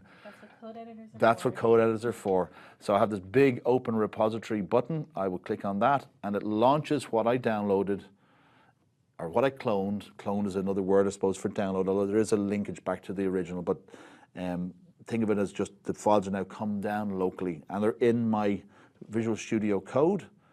And I have my hello HTML, hello stars.cs, and readme.md. There's my HTML file that you did see up on GitHub. I've installed a little extension for Visual Studio Code, which allows me to quickly preview this over in my favorite browser. And we'll show you, or we'll send you a link as to how you can install that extension as well. So if I do Control KD, it launches into my browser. So again, very early days for you understanding HTML and CSS, but take your time, and we'll explain as we go. And again, we're just showing you the version control, which will, you'll get familiar with as you progress. And all we've done here is we've opened the browser, we've given the browser an address to that page that is local, and the browser has requested that page, it's uploaded, or it's consumed that page and rendered it for us using the HTML that was in that page. I could do all kinds of stuff here. If I view the source, for example, you'll see down here it'll show that exact same code that we've seen. But we won't get into that now. That's going a little bit deep. All I wanted to show you was that the page can be previewed now very easily from VS Code, and it's local. So how about you, Bre'Ana? Do you want to show that as well on your side? Sounds good. Okay, so I have your GitHub profile up, and I see that you've created this repo, Hello Web App, 6 minutes ago. So I will go into that. So long ago. I know. So I see your files here, and I'll click the same green button to clone or download. Copy that URL over and switch to Visual Studio Code, which I don't have open yet.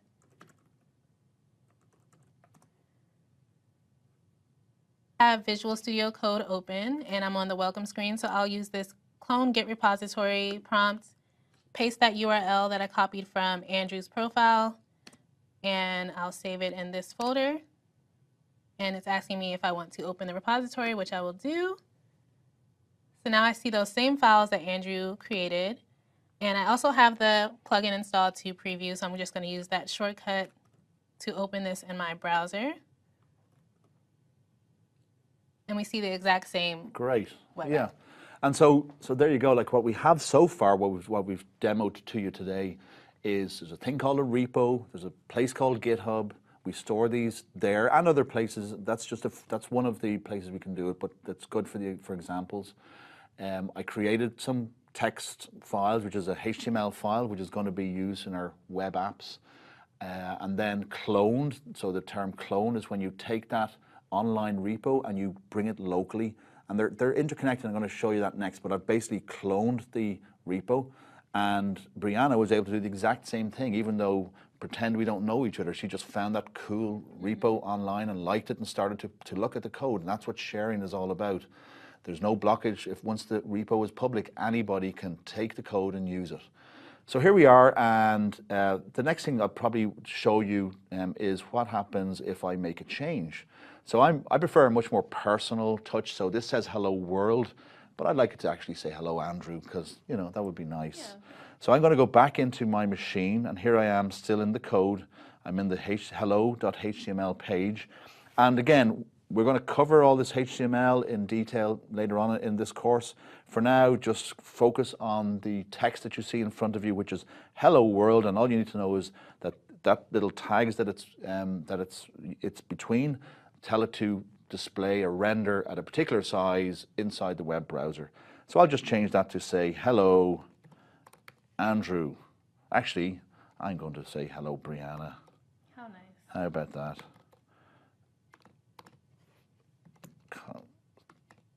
There you go. And then I can save that on my machine. And when I save it, watch what happens. So I don't know if you saw that, but on the left-hand side of Visual Studio Code, it went from showing me an indication up here in this unsaved files. It says you've one unsaved file. I saved it, and then GitHub, this little source control icon, which is this kind of fork icon here on the left bar. When you click on it, it shows me, hey, you've changed something locally, and it says I've changed the hello.html file. So Visual Studio Code is really working behind the scenes here, and it's detecting changes, and it's doing that because it knows Git. Git is what's running here. And so what I will do is I'll double click on this hello.html file just to show you the change. Let's step back. So I've double clicked the hello.html file inside that GitHub, that changelog, if you like, that source control changelog. And it's actually showing me and highlighting in wonderful colors what I changed. It's saying that I changed that word world to Bre'Ana. So getting a lot of value out of Visual Studio Code integration with Git, and I'm also, the power of Git is showing me the history of this file or the change I'm about to make. So it's all local. I've made the change, I've saved the file, but I haven't committed it to my repo, and I haven't even committed it to my repo locally. So the idea next is that I would make this commit. The commit is the act of committing the change into my storage, into my repo. And you always should produce a message with each commit that you make. So, and what I will say inside this in this little message field, I will say something like, make message more personal. And if I hit the little check mark, that will make this commit. My check mark, my little hand is, you can see it says commit there as a tooltip. I'll hit commit, and it says you'd like to automatically stage the changes, and I'll say yes, and the commit has been made. So that's gone into my repo, Bre'Ana, but guess what? If I look on, I'll just go to my browser, and if I go back to my actual browser itself, I'll just refresh this page, I go to Hello Web App, and I look at my code, I see hello.html is there, but it still says hello world. So I've committed my changes. You have to get your head around some of this kind of way of working. I've committed my changes to Git, to my repo, but it's all just been done locally at this point. The next stage is what we call a push. So I'm going to do a push back up into GitHub. So I'll go back to Visual Studio Code, and there's many ways you can do this. I like to select the 3 dots and choose sync. And all sync does is it would do synchronize in both directions, but we're just doing the push. I can also do a push. Why don't we just do that? So I'll hit push, and it will take whatever changes I've made locally inside my repo, and it will synchronize that up to my repo online on GitHub. So I'll hit push, and you can see it's busy. I got a little clock icon. I got a little progress bar. It's taking its time. Everything goes silent. Let's see what happens. I'll go back to my browser and go into my GitHub repo. I'm still on that page that I was looking at, hello world, but if I refresh it now, I wonder, there you go, hello Bre'Ana is online. So I've made a change locally, I've committed it locally to my repo, and then I've used Visual Studio Code to make some Git commands. Everything behind the scenes is Git, and you can learn about those things at another time, but the Git command is the push command, which will send my changes back to my repo. It has the intelligence to know that this repo that Andrew has locally is actually linked to an origin repo up on GitHub with this particular address. So there's my changes. I wonder, maybe next thing to do is show a pull. So I've done a push, which is pushing the changes up. Yes. So if I go back to my local repo that has your files in it from your repo, a clone of your repo, I don't see any changes that you've made because I've pulled this down before you made those changes. Okay. So I can go to that same source control view in Visual Studio Code. And this is something I would do if I'm curious to see what changes have been made, or I want to make sure I have the latest version. So I'll use this pull option, and we have that same UI. That was pretty pretty quick. I think Very it's done quick. now. So let me look at the latest version of these files. Oh, it's already open right here. Already open. So I have hello, Bre'Ana. Let's see what that looks like in the browser. Okay, so I'll open that preview. And Oh, there it now is. that's much more personal. Yes. So that's kind of a whole round trip. That's actually what we've done there in that little demo was the full basic GitHub workflow. Yes. So created a repo, added some changes, cloned stuff locally, did some work, pushed changes back up to the remote repo, then someone else pulled those changes down, or I could pull them down on another machine, whatever. So it's all this flow, it's all taken care of. If I was to go back, let's just go maybe briefly back to the Hello web app on my machine inside the browser, because one thing you'll see once you're in GitHub now, actually this is not, yeah, I can show you here. If I look at that file, hello.html, it has a history. So there's a history button here. When I click on it, Git is behind the scenes, and all the work to show you the history that we've done is all available here inside GitHub. You can see that my last commit was called Make Message More Personal, and if I click on this ID here, it will show me inside a kind of comparison view. It shows me that the red means I deleted or removed something, and the green means I added. So I've removed that word, and I've replaced it with Bre'Ana. So even in GitHub, the power of Git is now shown to you in a lovely visual UI, a great user experience for that as well. So that's really all I wanted to show today, is just this brief intro to source control and Git and GitHub. Yeah, and our goal here, there's so much, this is a core workflow that a lot of people can use, and there's opportunities to extend that depending on the scenario, but there's more to learn about Git on its own. There's more to learn about working with GitHub. And Andrew also actually has a writing professional code course on edX, where you cover a lot more of that, right? I do. I cover the command line, and I go into more depth into what each of these commands mean, and I add some more in terms of, if you've ever heard of a pull request. If you know a developer, they'll probably mention pull requests to you. And so we go into some more detail about how you would do this in a professional scenario where you might have multiple developers on a team.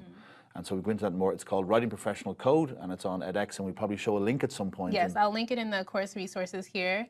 And what we've covered so far is enough for the rest of this course. So what we've covered, you'll be good for the rest of this course so that you can manage your code as you learn more about building web apps. But if you finish this and you're interested, go ahead and check that out. And thank you for being here with us to introduce this topic. It's been my absolute pleasure. We hope that you see the power and the need to use source control with your code, and have fun when we get to the next video writing our first HTML code.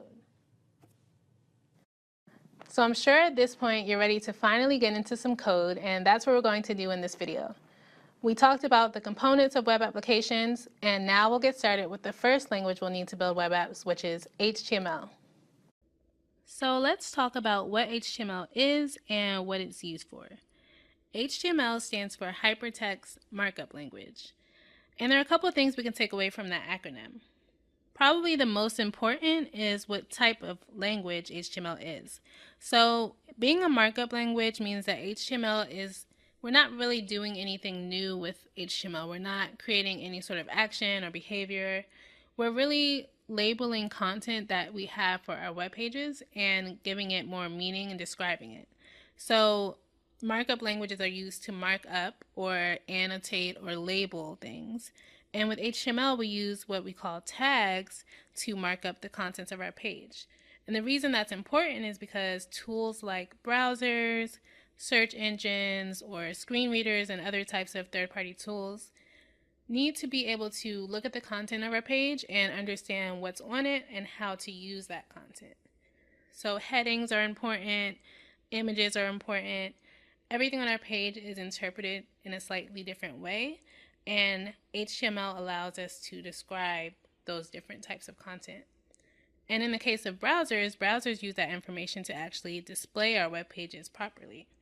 So without any sort of styling, we can just use HTML, and our headings might be displayed differently from the regular text of our paragraphs, for example.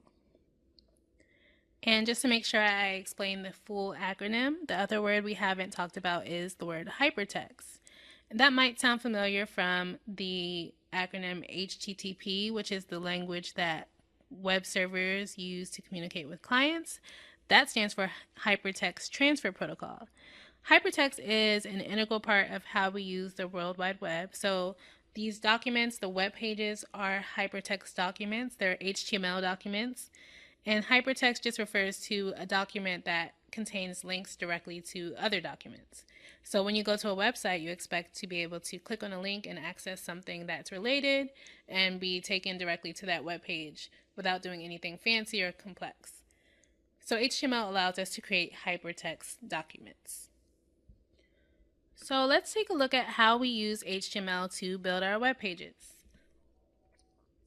If you think about the kind of content that you usually see on a web page, it's some combination of text like headings, paragraphs, different types of lists. You might have images, videos, and other types of media, and the list goes on. So HTML is simply a set of specifications for these elements that we can use on our pages, and each element consists of a set of tags that we use to create it. We do this by wrapping the tags around the content that we are trying to mark up or label. So you would use a start tag before the content, and then an end tag, which usually has a / before it after the content. And all of these tags are surrounded by angle brackets. So for example, here this is a line of HTML code that uses the P tag, which is for the paragraph element. So we start with the P tag. Then we have our contents of our element, which is the actual paragraph text. So in this case, this is my paragraph text. And then once we're done with the content that we actually want to be displayed on the page, we finish with the end tag. So everything in between that start and end tag is the contents of the element, and that's typically what's displayed on the actual web page. Now, it's pretty hard to become familiar with the details of every single HTML element that you could possibly use. Instead, you kind of want to learn the most common and fundamental elements that are the building blocks of web pages, and then use reference documents when you need to learn more in certain scenarios. So here I have linked the W3C reference for HTML, and W3C is the organization that manages this specification. But in the rest of this video and demo, I'll demonstrate the use of some of the most common HTML elements that you'll need to know to start off. And with that being said, the best way to learn programming or to learn a new programming language is to see real code and to get your hands dirty. So I'll jump right into a demo where I'll show you how to start writing HTML code. So I've just opened Visual Studio Code, which is the code editor I'll be using for this course. And I'll go ahead and open a new folder to work with for this demo. So I'll use the open folder option. I'll create a new folder. Let's just call it demo. And then I will select that folder, and Visual Studio Code will open it to make it easier to work with files in that folder. Now from here, I don't have anything in the folder yet. And in this demo, we'll go ahead and create a Hello World program. So for those who don't know, Hello World is the traditional first program that developers write when they're learning a new programming language or learning their first programming language in general. It's really simple. You're just creating a program that outputs the words hello world.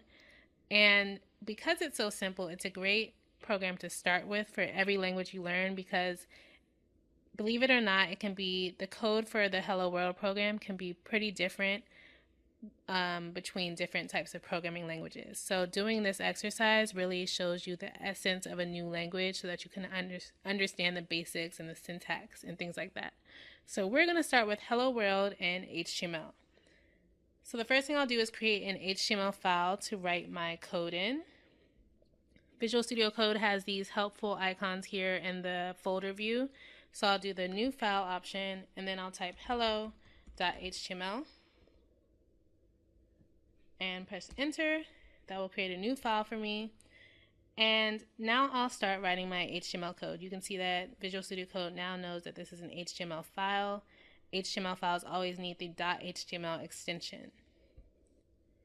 So the next few things I'm going to write are pretty common for starting an HTML file, and I'll explain them a little bit as I go. So first, you always want to start with a doc type declaration. And this just tells your browser that you're working with an HTML file.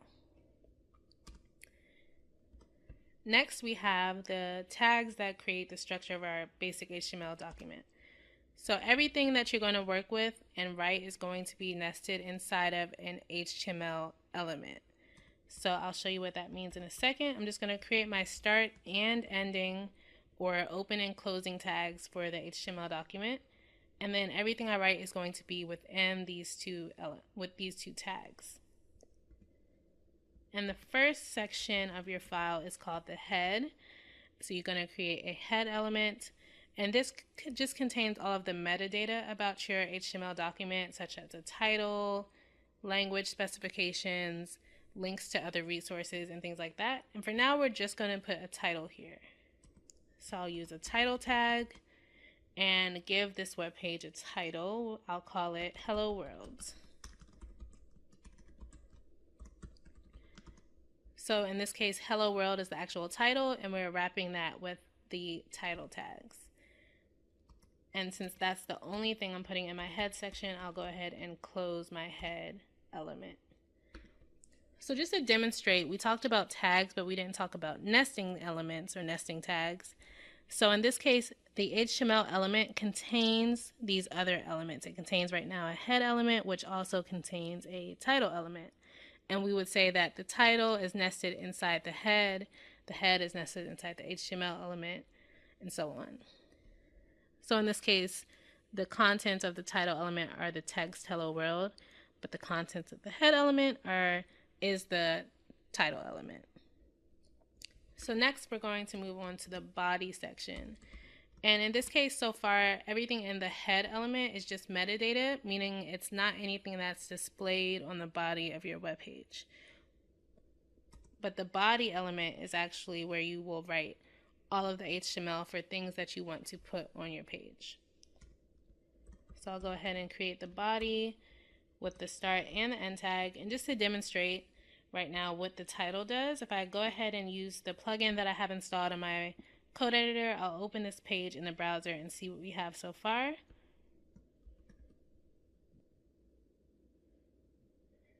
And you see we don't have anything on the actual body of the page, we just have a title here at the top. So that title is used here in the browser. It's also used in search engines to display the title of your page and things like that. So I'll go back over to Visual Studio Code and let's just put the text Hello World on the web page. So I'll just add that text here.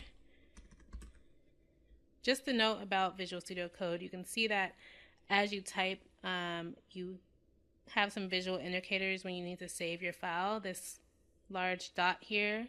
So when I use my save shortcut, that goes away. So now that I've saved and I've added this text here, I'll switch back to my browser and see what this looks like and refresh. So now we have the text Hello World on the web page. So that's it for the first Hello World demo, but we'll keep going. I'll switch back over to my code. And right now I haven't really used any sort of tags around my Hello World text. It's just right there in the body, meaning it's something on our page. But we can get more specific to describe what type of content this is. Let's make it a heading because it's kind of like a greeting that we're going to have on our page. So we'll use an H1 tag. And you can see as I'm typing here that Visual Studio Code gives me some help with all of the tags that I have available. And when I start typing, it narrows down. And the type of heading that we're about to use is an H1, but you can see that there are 6 for us to choose from. And H1s are the largest headings or the most important content that we're labeling. H6 are the smallest or the least important. So we're going to use an H1 because that's our main greeting on the page. And then it looks like I deleted some text. And I'll wrap this around the Hello World text. And now that should be displayed as a heading. If I switch back over, now we see the difference between how the browser interprets just regular text versus an H1 heading. So that's a pretty simple Hello World demo. And it kind of shows you the essence of how you write HTML code and what the basic syntax rules are. Just to recap, you use tags to surround the content and to label things that you have on your page. And what we have here are the most basic, necessary elements that you use to structure a web page. You start with the doc type at the top. Everything else is nested inside of your HTML element. You have a head section and a body section. The head contains metadata. The body contains all of the actual contents of your page. And the next part of this demo, we'll move on and create a web page from scratch with some more elements that are most common to use. So now we've completed the Hello World demo in HTML, where we learned the basic HTML tags that most HTML web pages will need to get started. And now you should know the basic structure of an HTML file and how to get started with writing some basic tags. So now we'll move on and create a web page from scratch that has some more realistic content on it and uses some more complex HTML tags. If you look at my browser, you see this sample web page I have open. And when people are getting started with HTML and learning web development, I recommend finding some realistic content or something that you care about personally and using that to build something that you're invested in as you learn and practice. So for me, my favorite food is the sweet potato. So for this demo, we're going to be creating a web page about sweet potatoes that just has some basic information and fun facts. So the page I have open in the browser right now is the end goal that we're going to be working towards in this demo. Keep in mind this is a styled version, so it does have some CSS applied to it, which is controlling the color and layout. And for this demo, we're just going to focus on getting all of the content that you see here into our HTML file in an organized and structured way. So just to look at what this page contains before we get started, we have some title content at the top just to label the heading of this page, sweet potatoes with an exclamation point. We have a form over here on the side where we'll ask users or visitors to submit their favorite way to use sweet potatoes. And then in the main part of the page, we have some text and an image about sweet potatoes and some fun facts. And then at the bottom, we just have a small footer which contains just like a basic note about who created the web page. So let's switch over to the code editor and get started working on this page from scratch to get the content out into the HTML page. So I have Visual Studio Code open with a new empty folder, and I'll go ahead and get started with the new HTML file for this web page. And I'll just call it demo.html. So I'll kind of go through this part quickly since we've already talked about this, but I'll add the basic metadata tags for the page, including the HTML tag, the head, and the body, along with the title for this page. So I'll title this, I'll just say all about sweet potatoes.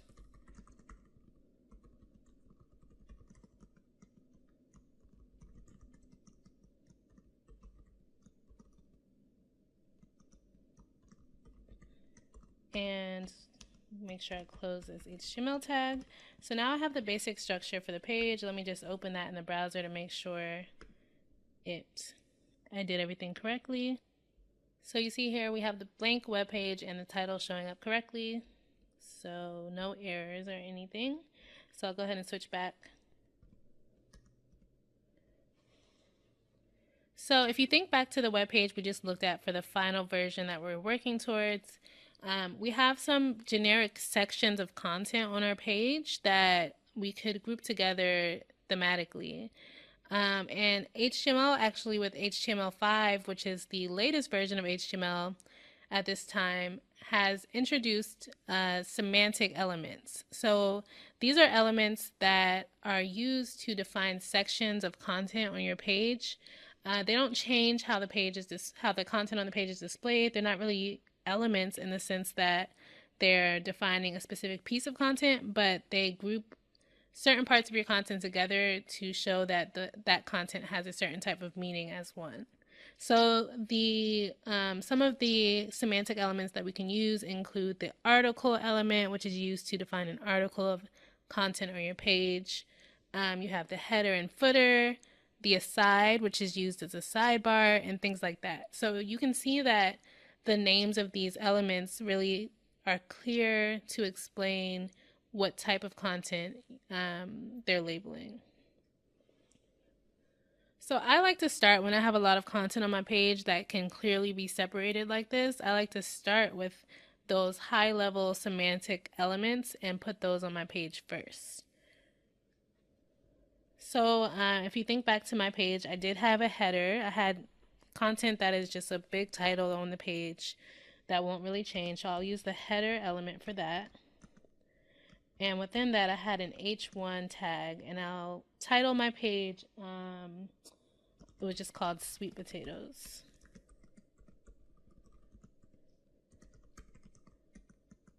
And that's it for the header for now.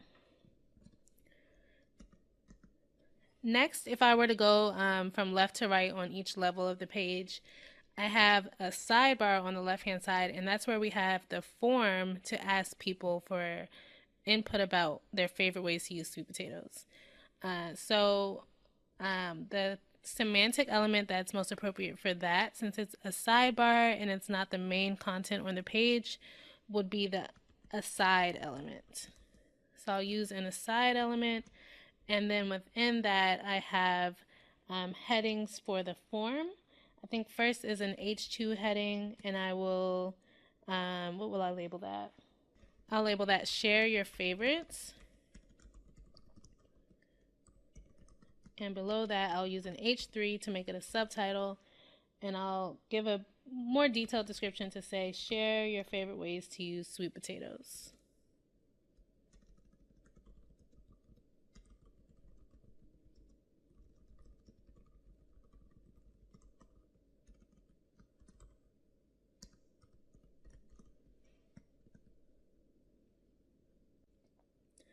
Under this heading and subtitle, we have the form is where we will ask people to input their ideas for using sweet potatoes. Just to start with the basics, I'll skip over the form details for now, but as a placeholder, it's helpful to use comments in your code. And in HTML, the way that we write comments is we start with the same angle bracket for tags, and then we start that tag with an exclamation point, just like with the doc type. That kind of tells that we're not writing a real HTML element, and followed by 2 hyphens. So you can see that that changed everything afterwards into a green text, and the code editor kind of helps you highlight your code based on what type of code you're writing. So everything from this point will be considered a comment until I close out the comment. So here I'll just say add form to ask viewers for input. And to close out the comment, I end with 2 hyphens and the closing right side angle bracket. Now this line is a comment, and it won't be interpreted as HTML that should be displayed on the web page. Okay, so that's it for the aside. And next to the aside on the page that we're going for, we have the main content. And for that, we will use the semantic element, which is called an article element. And the article element is intended to be used to group content that could be isolated and on its own, separate from the rest of your site. So if you have any blogs, or if you have some content that stands on its own within your page, then the article is an appropriate semantic element to use. So in this case, I'll use an article for that main content that talks about sweet potatoes. And that content starts with an H2 that says all about sweet potatoes.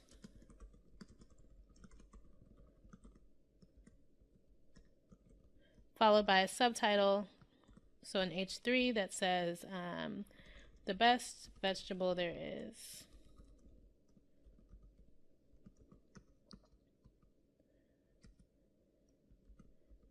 Next, I have a paragraph that just gives some basic information about sweet potatoes. I have that on my clipboard, so I'll just paste that paragraph in and then close out the paragraph tag. So that's the paragraph I have for that section. Under that, I'll add an image. So for now, I'll also skip that and put a placeholder for a comment, just so that we can start with the basic text and then come back to the more complex tags. So I'll say add sweet potato image here.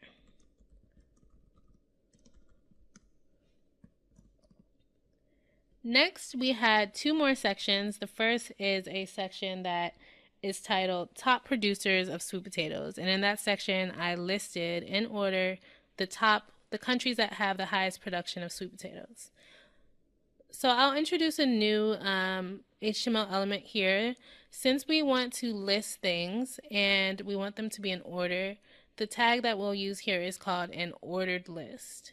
And what this means is that HTML will interpret this list as having the first item in the list being ranked higher than the second, and so on. So I won't be numbering these items manually, as you'll see, but that's what HTML is for in a way. It gives meaning to the content so that it's known by the browser that the second element should be labeled number 2 or letter 2, and so on. So the tag that we use for an ordered list is OL. And actually before that, I'll just give a heading to this section before I actually get into the list. So I'll use an H4 since we're getting into the actual subheadings of the article. And for that heading, I'll say top producers of sweet potatoes. Now I'll use the OL for ordered list. And for ordered lists, the OL tag is the structure that holds the items. But within that, we have to nest additional elements that hold each item separately. So in this case, I want to list 3 items on my list. So I'll use 3 LI tags. LI stands for list item. And the list item is where you actually put the content of each item in the list.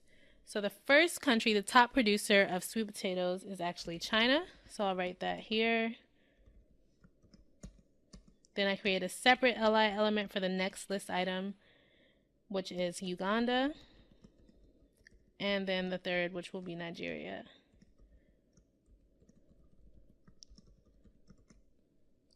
Once I'm done entering all the elements for my list, then I close out the structure, which is the OL tag that holds all of those items. So these are nested elements. The LIs are nested inside of the OL tag. And then the final section I had in my article was fun facts about sweet potatoes. So I'll use another H4 since that's kind of the same level of subtitle as the previous section. And I'll say fun facts about sweet potatoes. Actually, I'll just say fun facts. And in this case, since my facts don't have any particular order, I just want them to be in a bulleted list. So in this case, I'll use a UL tag, which stands for unordered list, and the browser will display this as a bulleted list. So I'll go UL, and then the same way I add list item elements to that. My first fun fact will be that sweet potatoes are only distantly related to potatoes.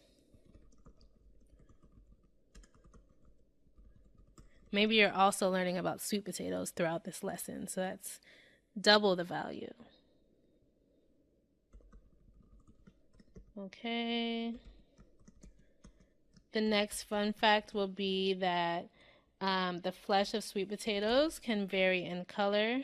Let's see.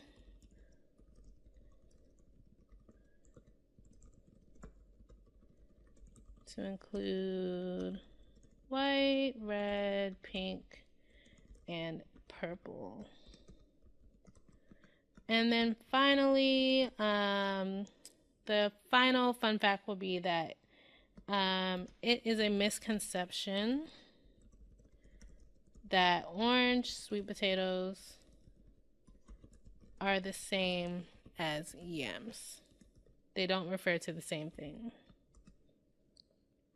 So now that I've added those 3 items, that's all I want, I will close out my unordered list element. Make sure I save frequently. So that's it for the content that I have, and then let me make sure I close out the article, because that's all of the content I have for the article element. Now, beyond my article element, the last semantic section that I have is the footer of the page. So I'll go ahead and add a footer here, and within that I just had a paragraph element, and I'll just put some basic text. I'll say developed by Bre'Ana, and that'll be it for my footer, so I'll close that out. So I'll save that, and let's go take a look at what this looks like so far. Remember, we're not expecting the layout to be anywhere near what it was in the version I showed you, because that used CSS, but we should have the content there. So let's see. If I refresh the page, we have the content, and we do not see the comments that I put. So that's something to notice too. We don't see the comment for the form. That's going to be right here, and we don't see the comment for the image. That will be right here. Even though in this file we do have the comments here. So remember, comments are just notes to the developer or anyone looking at your actual source code, but they are not interpreted by the browser or whatever program is running your code. So let's go ahead and add in a few more elements to this page and fill in the gaps. One thing I want to do before I forget is add a hyperlink to a recipe when I in this paragraph where I'm talking about the options for cooking sweet potatoes. So I have a recipe that I want to link to for baked sweet potatoes, and I want the text to still say baked, but when the user clicks on the word baked, I want them to be redirected to the recipe online on another website for baked sweet potatoes. So that kind of means that whatever element I use needs to still show the text baked, but it needs to have some additional information for where that URL is pointing to, or the address of that link. And that introduces the need for attributes in HTML. So attributes are additional pieces of information that go in the start tag of your element when you define it in your code. And what attributes are used for is to provide additional information that is not part of what's displayed on your web page, but helps define the content of your element, or how it's displayed, or how it should be interpreted, and things like that. So in this case, we are going to use an A tag, which is an anchor tag. That's what we use for hyperlinks. And within the A tag, since we don't want the hyperlink to be displayed, that's what's part of the attribute. So the A tag has an href attribute that accepts a hyperlink. So I have the hyperlink in my clipboard. I'm just going to paste it here. So you see that so far I've just opened my A tag, put a space. I've added the href attribute, which is used for URLs. And then I'm just going to close that start tag. And now, just as usual with most of our HTML elements, what we put between the start and the end tag is the content that's displayed on the page. So in this case, I'm going to add my end tag, and since the word baked is between the start and the end anchor tag, that's what we're going to see on the page. And then this attribute is just behind the scenes, and the A tag knows how to use that attribute to form a hyperlink. So let me save this and look at that in the browser to see what that looks like. So I'll refresh this page. Now I see that the word baked is displayed as a hyperlink, and when I click it, it opens a different website with a recipe for baked sweet potatoes.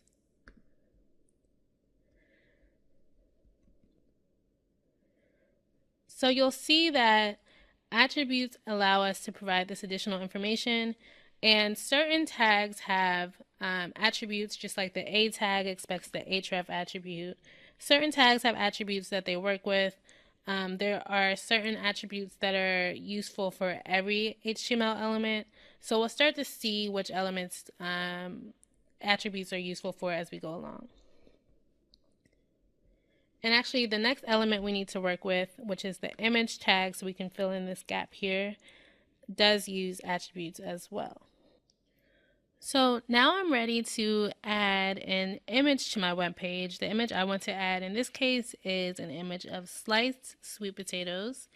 And I already have that saved into the same folder that I'm working from. You see that the image here is slice.jpg. So the way that we add images in HTML is using the img tag. So I'm going to go ahead and start that. And before I close the opening tag, this element also requires attributes, just like the hyperlink or the anchor element did. In this case, all of the information that we give to the image tag will be in the form of attributes, because we actually don't have any text that shows up on the page for an image. We really just need to specify the path to the image file. That's the number one requirement. And then optionally, we can also give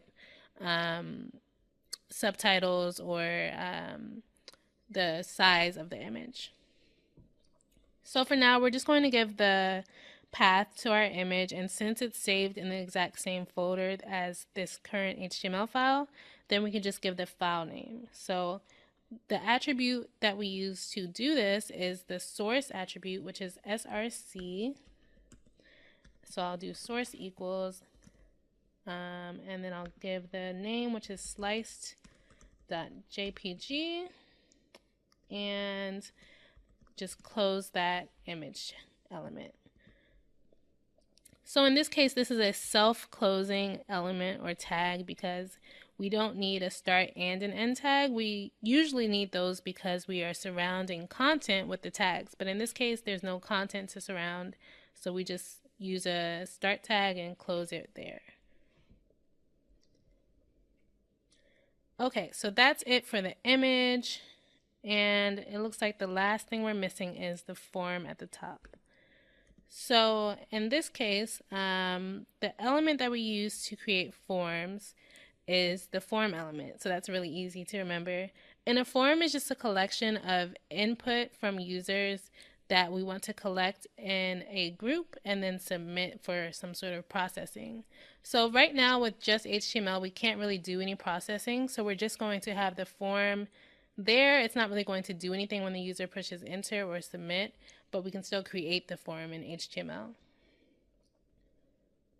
So we start with the form element, and that's just a structure to hold all of the different input types that we want to use for the form. So let me go ahead and close this just so I can create that skeleton. And then within the form, we can have different types of input. And a lot of these input types use the input element in HTML, which is the input tag. And to differentiate between different types of input, we just use the type attribute here. So we would do type equals. And there are a lot of different, you can see that Visual Studio Code is giving me some options here for autocomplete. So you can have buttons, checkboxes, date. These are all different types of inputs that you could use. And in this case, since I just want to first ask for the user's first name, I'm going to just use basic text. So that's just a small text box input. And for inputs, you also need to give a name, which won't really make sense right now, but once you process the forms later, this is the labels. The name is used as a label for the value that you submit for processing of your form. So I'll just call this first name. I'll use hyphens for now. And the last thing I can do is give a placeholder for the text that will appear inside of this text box before the user types anything. So in this case, I'll just type first name. Input elements are also self-closing because all of the information we needed, we've already provided via attributes. The next thing I want to use is a text area. In this case, that's a larger input box that can accept longer input. So I will just give this a placeholder. Oh, in the case of text area, actually, this is not a self-closing tag, so the placeholder or the text you want inside of the text area actually goes between the start and the end tags. So in this case, I'll say enter your favorite, I'll say describe your favorite use of sweet potatoes.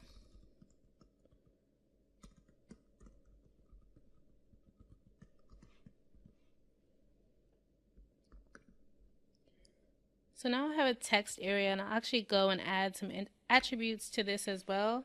The first attribute will describe how tall the text area should be. Not necessarily in terms of height in pixels, but in terms of how many rows of text we expect the user to type. So I'll just put 4 rows in for now. And then the second will be a name for this input as well. So I'll call it description. Now every form needs some kind of submit mechanism. So once the user finishes entering the input that you're asking them for, you want them to be able to signal that they're done and submit the form for processing. So in this case, we'll just add a button. There are 2 different ways to do that, but in this case, we're going to use the input element, the same one we used above. And in this case, instead of type equals text, we'll do type equals submit. So that is a submit button that we'll create. And then we'll just give a value of submit, which is the text that will appear on the button. So now we have a form and we have 2 inputs in addition to 1 submit button for that form. So it looks like we have all the content we need for the page according to the final version that we're aiming for that I showed in the beginning of this video. So I'll save this and head over to the browser to take a look. Refresh the page. And let's see, we have a form here. We have our different sections. We have a huge image. And we have the rest of our text. The one change I'll make before we move on to CSS is to change the size of this image in the HTML. So I'll switch back over.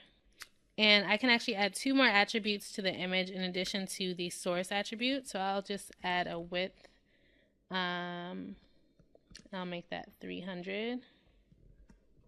And actually, if we just do width, this height should change accordingly. So let me switch over. Yeah. So we'll just use a smaller image. I'll put a width of 300. And that makes it easier to look at our page. So this is the result of our page using HTML only. We got all of the content on the page, and in addition to what we can see here in the browser view of the page, we've given our content a lot of meaning semantically. So if I switch back over to the code, we see that there are some things that aren't being conveyed on the browser right now, like the fact that we're using an article, an aside, a header, and a footer. Those things will help in the long run, especially when search engines and accessibility tools access web pages. But that's what we do with HTML. We lay out the content, we structure it, and we provide meaning so that it can be interpreted in the right way. So we'll continue with this in the CSS video, but for now, this is a good use of a lot of HTML tags, and we covered a lot of really common ways to use HTML. Welcome back. So we've covered how to define the content of web pages using HTML, but at this point, those pages are in black and white, and we can't control the look and feel, which is pretty important. So let's take a look at how we can style pages using CSS. So let's talk about what CSS is and what we use it for. So far, we know that HTML is what we use to define the contents and structure of a web page. So we define the actual text and the elements that will be presented on a web page. But as you saw in Module 1, you can't really control much of how the web page is displayed using just HTML. So CSS is responsible for the presentation of these web pages. And that's something that we really want to emphasize, is that the content of a web page is a separate concern from the presentation of the web page and from the behavior of the web page. So we have different languages to control each of these aspects of web development because it's really important to keep these things separate. It makes it easier to develop them, it makes it easier to maintain the different aspects, and so on. So CSS focuses on style and presentation. It stands for cascading style sheets. And the way that we use CSS is we apply it to HTML so that we can access and modify the styles of those elements that we created with HTML. You can actually apply CSS to any type of markup document, which HTML is an example of, but it's most commonly used with HTML. Some of the things that we modify when it comes to style with CSS are the color, the layout, size, font, and so on of the elements that we have on our web pages. And the really good thing about CSS is that because we have that separation of content and presentation, we can swap those components among each other to modify different web pages with the same CSS. So we'll see an example of that on the next slide. So here's an example of what a CSS document might look like. Don't worry about understanding the syntax just yet, but what you can see is that you have some properties that you're calling out, like background color, text align, font size, and things like that. And you're giving those values to modify those styles. So you might remember this web page from the last module with HTML. So this is just a web page that's built only with HTML, and it doesn't have any style applied to it, so it's pretty plain. And if we applied this CSS to this HTML file, it might look something like this. And you see that we didn't change the content, we just added CSS that modifies the properties of the content that we already have on the page. So just to reemphasize this concept of separating content from presentation, let's visit this website called CSS Zen Garden, which does a great job of demonstrating this. So this is the CSS Zen Garden homepage, and if you take a look, it's just a basic web page. It has some content. You see some sections. One section is the participation section. We have a requirements section. And what's cool about this website is that there are different versions of this same page that have the exact same content, the exact same HTML file, and the only difference is what CSS was applied to the web page. So if we look at a different example, a different design, we have, let's look at the robot named Jimmy example. So this is the exact same content of the previous page, but it just has a different set of CSS rules applied to it. And it makes a huge difference what we can do with just CSS without modifying the HTML. You see the same participation section, requirements, and so on. So that's a really good demonstration of the power of CSS and the importance of separating content from presentation. So let's go back to the slides. So let's talk a little bit about the syntax of CSS, how we actually write it to modify these style properties. So a CSS file consists of a set of rules that you define to work with your web page. And a rule is just a combination of a selector and a property. So the selector is how you identify the HTML element that you want to modify. So in this case, this selector is selecting the H1 element. And in this case, that would select every H1 element on the page that the CSS is working with. Then we need to tell the computer what we want to do to the elements that we select. So that's what the property is for. So the property consists of a property that we identify, and then we give a value for that property for how we want to change it. So in this case, we're changing the font family of H1 elements to the value Helvetica, which is an example of a font that we can choose. So that is the basis of what CSS revolves around. To write CSS code, you write a set of rules in which you identify the elements that you want to target using selectors, and then you modify the properties of those elements to change their styles. I'll cover a few of these properties in an upcoming demo, but it's impossible to learn all of them at once. There are a lot of properties that you can use, and you'll likely want to start with the basics and most common ones, and then move on to more properties once you need them for specific uses. Here I've linked the W3C website where there are a list of the properties that are available to you. W3C is the organization that manages the CSS specification. So you can check that list out and take a look at the list of properties. But in the next demo, I'll focus on the most commonly used properties and kind of give you an idea of the categories that these properties fall into so that you can have a better understanding of how to proceed going forward. And once you start to practice, you'll get a better understanding and good experience with some of these properties. So let's go ahead and jump into the demo. So let's get started with a demo of CSS. And we'll start with the same Hello World demo that we did for HTML. Just a reminder, Hello World is the traditional first program that beginners write when they're first learning a new programming language. The purpose of doing such a simple program is to be able to understand the basic syntax and style and where to write the code when you're learning a new language without having to worry about what you're programming. So we're going to start with something really simple.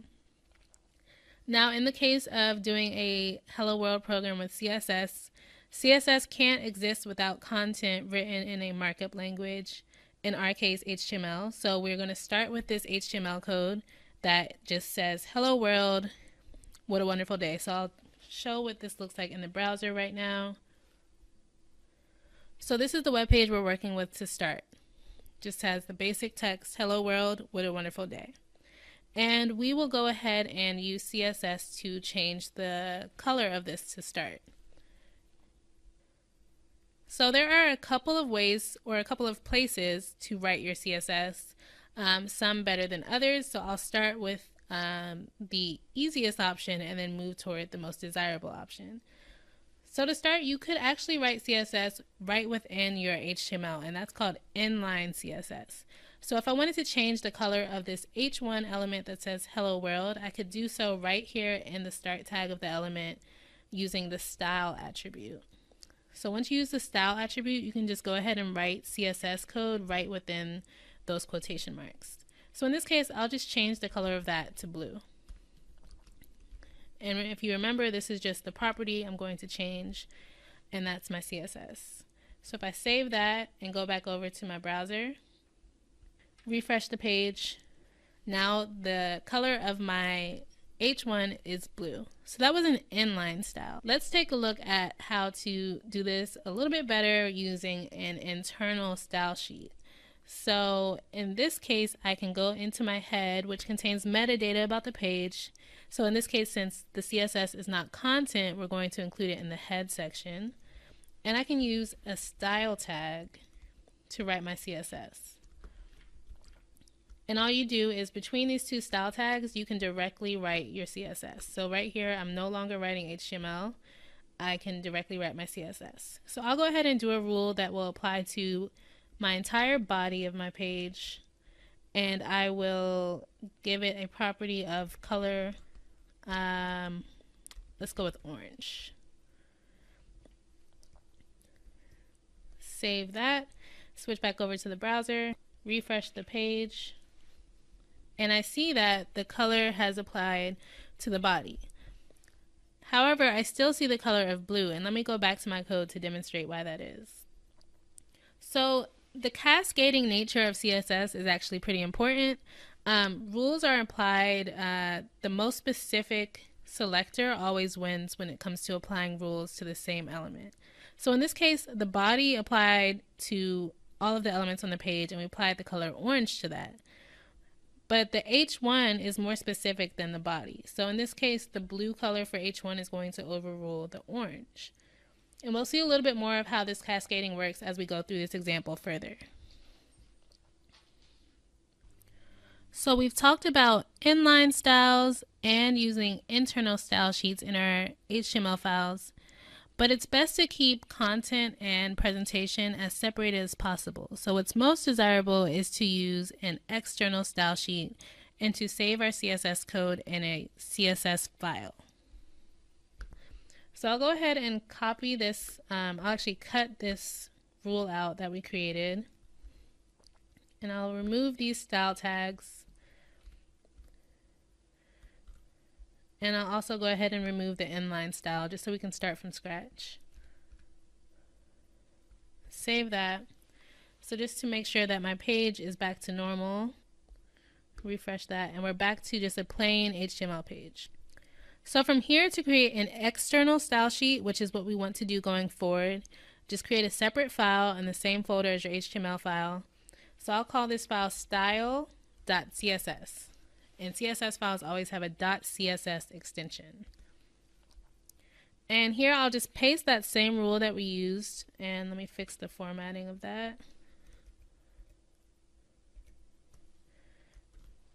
So here's just another basic rule. It's the same one that we used, where we're going to color the entire body section, the font color of that section, orange. And with CSS files, you literally just start writing your rules directly into the file. There's no setup or anything like we have with HTML. You just jump right in and define one rule after another. So if I save this and go to my browser, nothing happens. And that's because these two files don't know about each other. And more specifically, the HTML needs to know about the CSS so that it can apply those styles to the web page. So if I go back to my HTML file, I need to link the CSS file to the HTML file. And essentially what that does is pull in those CSS rules and put them right back into this file the way that we did with the internal style sheet. But it's still better to keep them separate until that happens automatically so that it's easier to maintain our code and to read what we're doing with our code. So to link in a CSS file, we use a link tag in HTML, and we need two attributes. The first is the source of where this file is. So if it's in the same folder, you just have to give the file name of your CSS file. And we do this with the href attribute, and then I just give the name of my file. And then the other attribute that we give is the relationship that this file has to the HTML file. So it's the rel attribute, and then we just tell it it's a style sheet that we're pulling in. And this is a self-closing tag since there's no content that we're actually displaying. So now if I go back to my browser, I should see these changes reflected. And I do. So in this case, you want to always use, let me go back to the code. In this case, you always want to use an external style sheet when you can, because it's just easier to maintain your code and to reuse it in other places. And what you need to remember when doing this is just to link your CSS file from your HTML using a link tag, and then write your rules directly in your CSS file. So now that we've completed the Hello World exercise with CSS enhancing our HTML page, we'll move on from that to a more advanced demo where we'll cover some more CSS properties and go into more detail with how to use CSS to effectively design and lay out web pages. So the page I have open here is it's the same thing we were working on in the HTML module, and this is what we're going to work towards as we style the HTML page we left off with in that module. So it's not designed according to any design standards or anything like that by any means. This is just designed more for a teaching tool to demonstrate a lot of the properties and things that you'll come across as you learn. So we want to play with color, sizing, layout, and things like that. And this is a basic page that will allow you to do that. So as you can see, we have a background color, and some of the different sections of the page have different background colors. We have different font colors. We have things that are positioned in different parts of the page, different sizes. So we'll kind of walk through and demonstrate how to achieve this final look, starting from the basic HTML code with no CSS and turning it into something like this.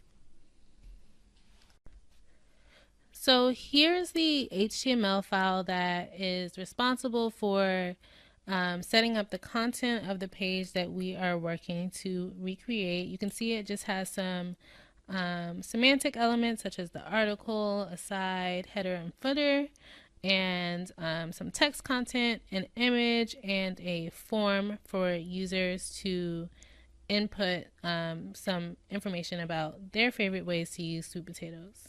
So this is what we'll be starting with. So let's take a look at what this looks like in the browser. So here you see we have just plain text. This is just what the HTML produces with no CSS applied to it. And we're going to start with this and add CSS gradually to end up with the end result we desire. And we'll start with applying that CSS by focusing on organizing the content first. We see in our HTML that we have a lot of these semantic elements that we mentioned, and we'll start with those. But first, let's start by linking our CSS file, a new external style sheet. So I'll use this button to create a new style sheet, and I'll call it style.css. And then I'll go ahead and link that before I forget, just so that we can get that out of the way. So I'll link it using the link tag in my HTML file.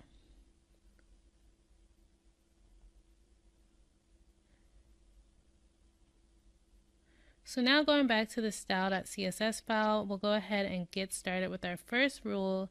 And in this case, we're going to go ahead and start with color before we start moving things around and laying things out, just because it's easier to see where we're putting things if we have them colored differently from one another. So the first thing we'll start with is giving the body a background color, and from the page we looked at, we saw that the background color that I had on the body is orange. But before we do that, actually, let's go back into the HTML because I want to add one more element that we haven't really talked about. I'm going to further group the content of the page using a div tag, and what that does, it's similar to the semantic tags like header and article, but it has no semantic meaning, and it just allows you to group things together for stylistic and manipulation purposes. And in this case, we want to be able to apply certain styles to all of the content without using the body tag, because we want the body to be a little bit different from the rest of that content.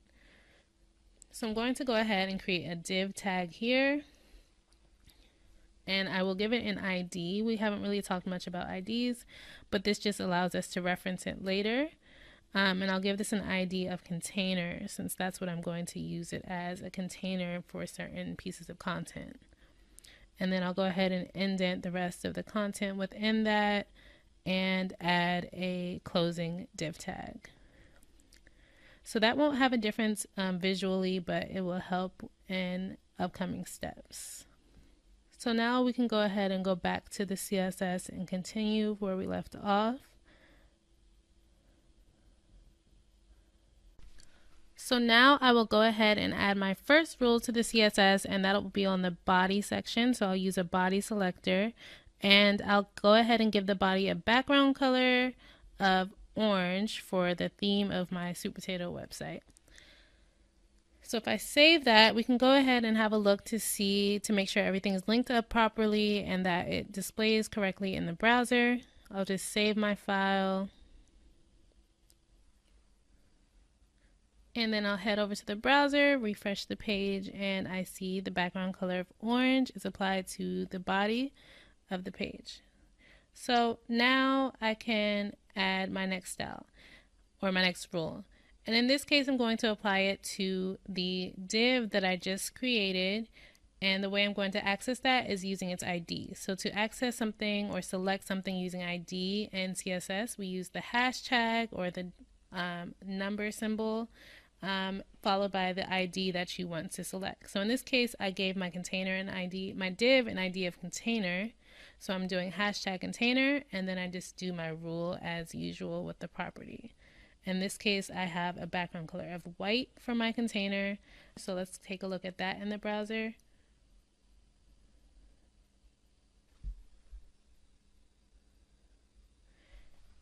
And we refresh the page and see the background color of white, which is different from the background color of orange on the main part of the body. So now we can continue on with adding color to the rest of the parts of our page.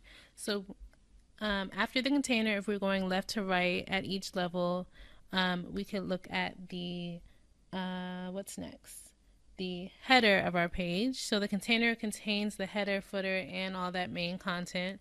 So if we start with the header, the background color that we're using for that section is a light gray. So I'll go ahead and identify the header, and since that's just an HTML element, this will select any headers on the page, even if there are more than one. In this case, there's only one on our HTML page. And in this case, for the background color, since I said specifically light gray, this is what the regular keyword gray looks like, and I don't want that, so I'm going to specify color in a different format this time using the hexadecimal format. And this allows you to be more specific with particular colors that you want, as opposed to the limited options from the keywords. So in this case, I'm using a color that corresponds to the code EEE, and you can see that's a really light gray. You can find colors and specify them using hexadecimal. There are a lot of tools online that help you do this, and they have the color picker wheel and then provide you with the hexadecimal code with that hashtag in front that you could just use in CSS. So that's my background color. Then I'll use a regular color keyword. So this is a property that refers to the font color of a section, and I'll give this a color of brown. And then I will use a property called border. So this allows you to add a border around elements. This does add to the size of an element, which we won't focus on too much for the purposes of this video, but I'll add a border, and then I can specify a few parts of the border in one statement. So I can start with the size. I'll do a, let's see, 4-pixel border. I'll make it brown to match the text color, and then I'll make it a dashed border, but that could be solid or dotted as well. So I'll save this, and let's look at what these changes look like in the browser. Refresh, and we see that these colors have been applied to our header section. And notice that the inheritance is at play here, since the header is part of the body, and we've specified a background color of orange for the body, but because the header has a more specific or a lower level selection, then that color of the background color of gray applies over the background color of orange. The next section we want to style with color is the footer, and we'll give this also a background color of that light gray. And then I'll give it a font color of the regular gray, which is a little bit darker, just for that muted look for the text in the footer. And finally, I just want to style the headings in the page. So I'll give hchoose a heading color of orange to match the theme of the page, since those are the biggest headings other than the title. And then I will give h3s and h4s a brown color. Notice that since I'm giving both h3 and h4 the same exact rules, I will just list them both in the same selector separated by a comma. So whenever you list two selectors separated by a comma, then the same rule is applying to each of those selectors independently. And we'll see other examples of combining selectors as we go along. So this should be color is brown, and that should be it for color. So let's take one final look at the page. refresh. And it looks like we have all of the colors we need for the final version.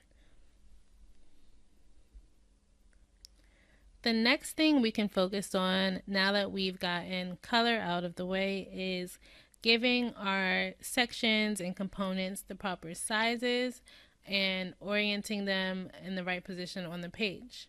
So let's switch back over to the code and get started with that.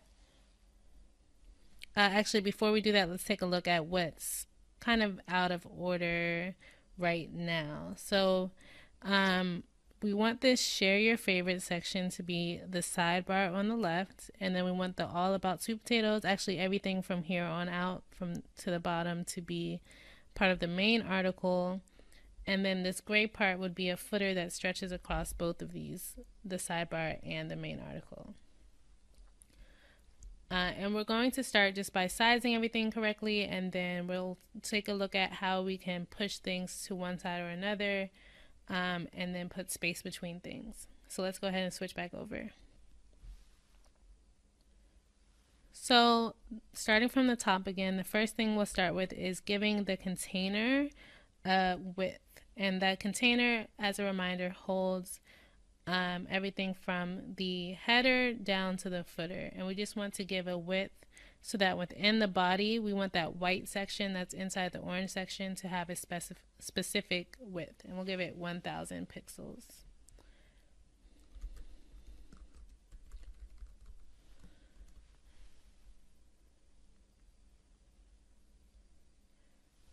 If we take a look at what difference this makes, I'll go ahead and switch over to the browser.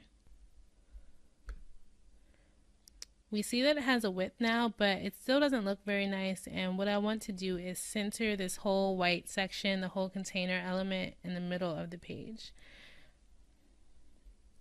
The way we center elements in CSS that are block elements like this one, which we won't go into too much detail about, but since this element is on its own level, it's not something that's on the same line as something else, we can center it by giving it margins that automatically align. So the margin property is a spacing property that allows us to define the space between one element and another, and we'll give there are a few different ways to specify the margin.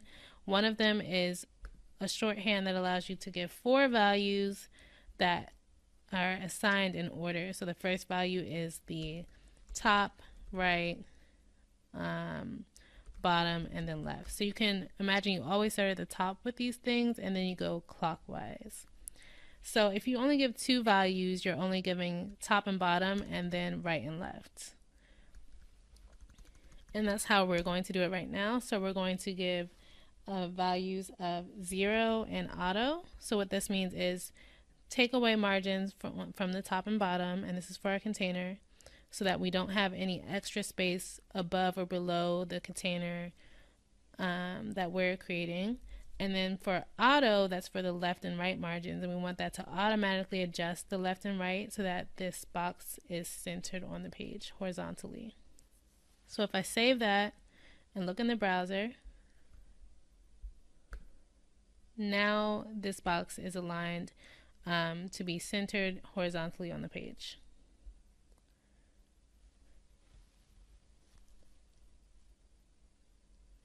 Next, we're going to go down to the aside. We haven't created a rule for that yet, but let's do it under the header. And we're going to give the aside a width. And this is the sidebar that has the form in it. And we'll give that a width of 250 pixels.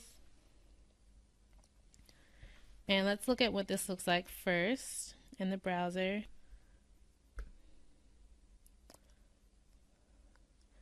So that's what it looks like, and we want to go ahead and just float this to the left just to make sure that our sidebar is always on the left hand side and the article is always on the right. So floating, as we see here from the handy tooltip or help box in Visual Studio Code, allows you to set or position an element to a certain part of the page. So we have the option to float something left or to float it right. So in this case, I'm going to float that left. And then for the article, I'm going to go ahead and give that a width of 700 pixels and float it to the right.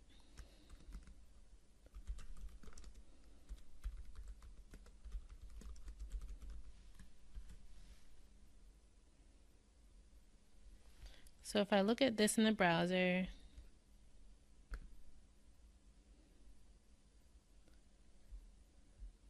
now we have the sidebar to the left and the article to the right, but stuff looks a little off right now, and that's because it's hard to know why, but if you notice, the footer is coming above before we finish the content of the article. So we want to push that footer down, and that will help stretch out the rest of this container so that we fit everything inside of it.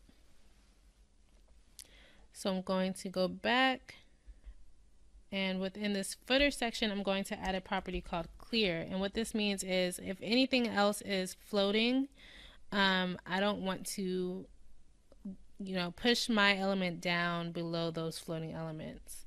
So we're going to say clear both, which means clear anything that's floating to the left or floating to the right. Now let's go back and look at what that does.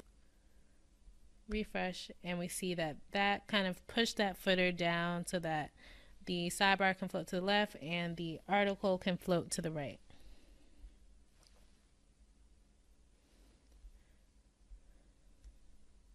The last thing I'm going to do is make sure that the elements of the form are each on their own line.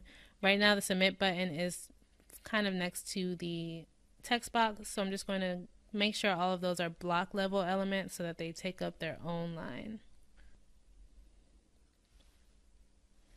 So I'm going to create a new rule for the input box and the text area. So going using those commas again, and I'm applying the same rule to both of these elements.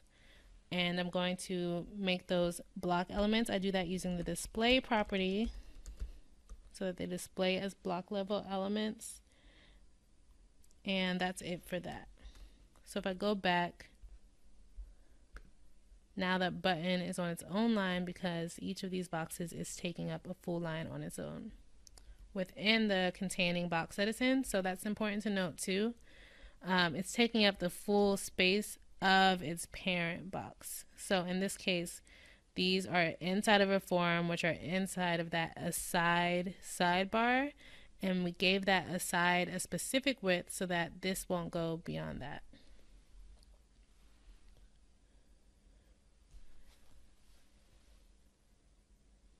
Now that's it for sizing things. I think everything has the proper size. So now we can do the final touches in terms of moving things around at a smaller level. The first thing I'm noticing right now is that all of this content in our aside is really close to the edge, the left edge of the container. So we're going to give it some padding. And what padding does, padding is pretty much, you can think of it as the opposite of margins a little bit.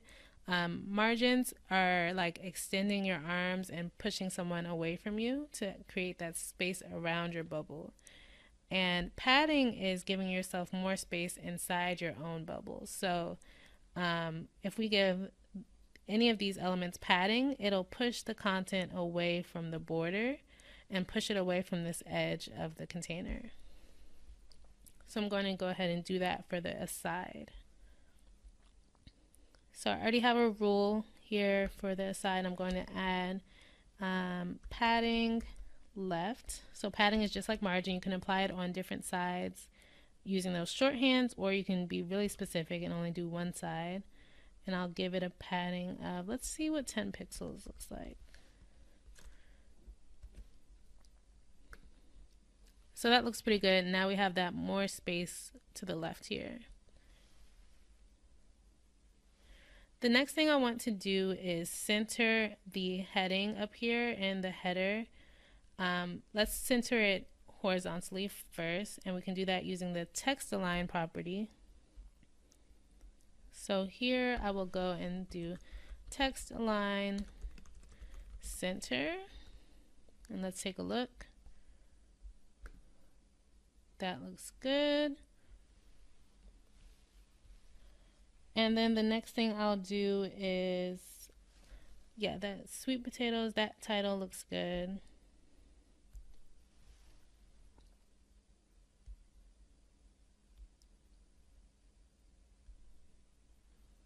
And then since we're looking at the header, also looking at the footer, I kind of want to push this a little bit over as well and give it a padding left. So I will give it a padding left of 5. I'll do 10 pixels. So I'll say padding left 10 pixels. There we go. Now I'm just going to move some things around at a lower level. For one, I want to remove some of the space between H2 and H3 headings. So I'm going to give each of the H1 through H3 headings a margin bottom of only 5 pixels. And let's see what that does. So since I want to group all 3 of these, I'll just do a new set, H2, H3, and I'll give it margin bottom 5 pixels. Oops, what happened?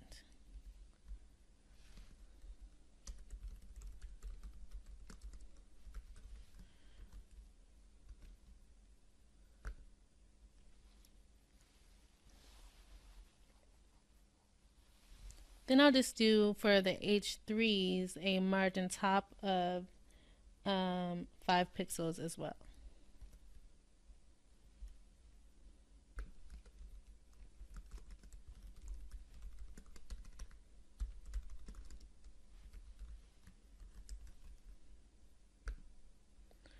So what that did is reduce the space between those 2 elements.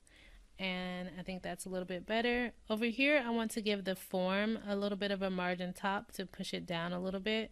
So let's do that.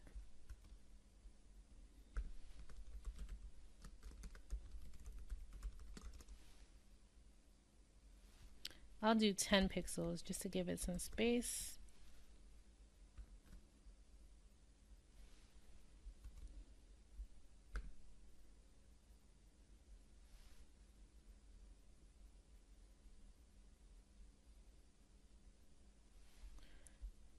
And I also just want to put some space between each of these form elements, so I'll give 5 pixels margin top and bottom between them.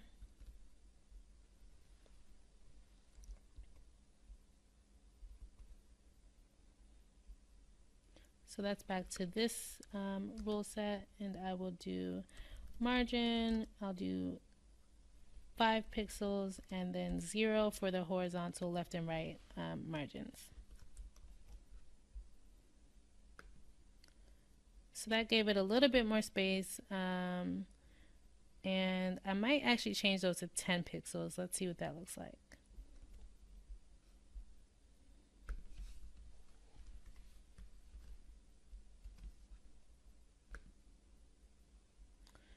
Okay, so let's just leave it like that.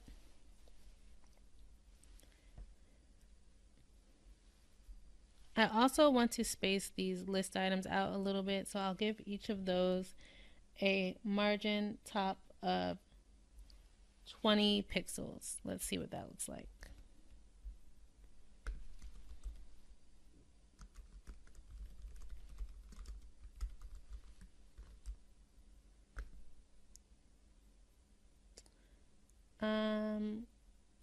That's fine. Like I mentioned before, we're not really following any strict design principles or really going after a certain kind of design here. We just really want to practice using a lot of these rules and properties.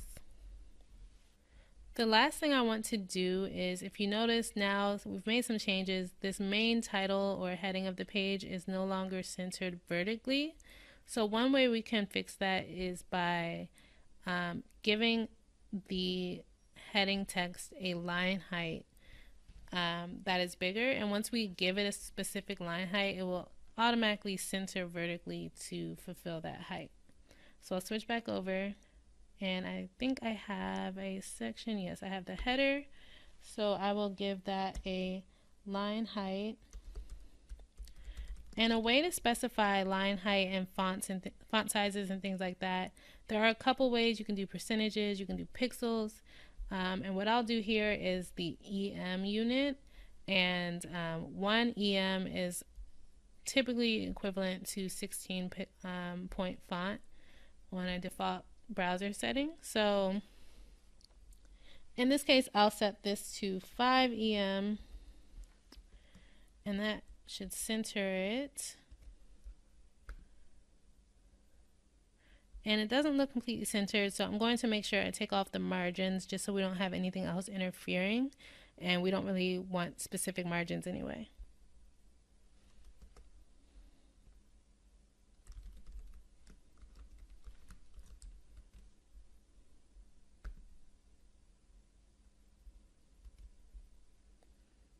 And actually we need to, in this case, we'll apply the margin 0 to the H1 inside of the header.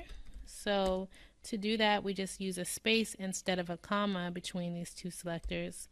And in that case, we are only applying the following rule to any element that is an H1 that is a descendant of a header. So that means an H1 that's essentially nested somewhere inside of a header element. And for us, that is the title of our page that's inside of our header. Give that a margin 0.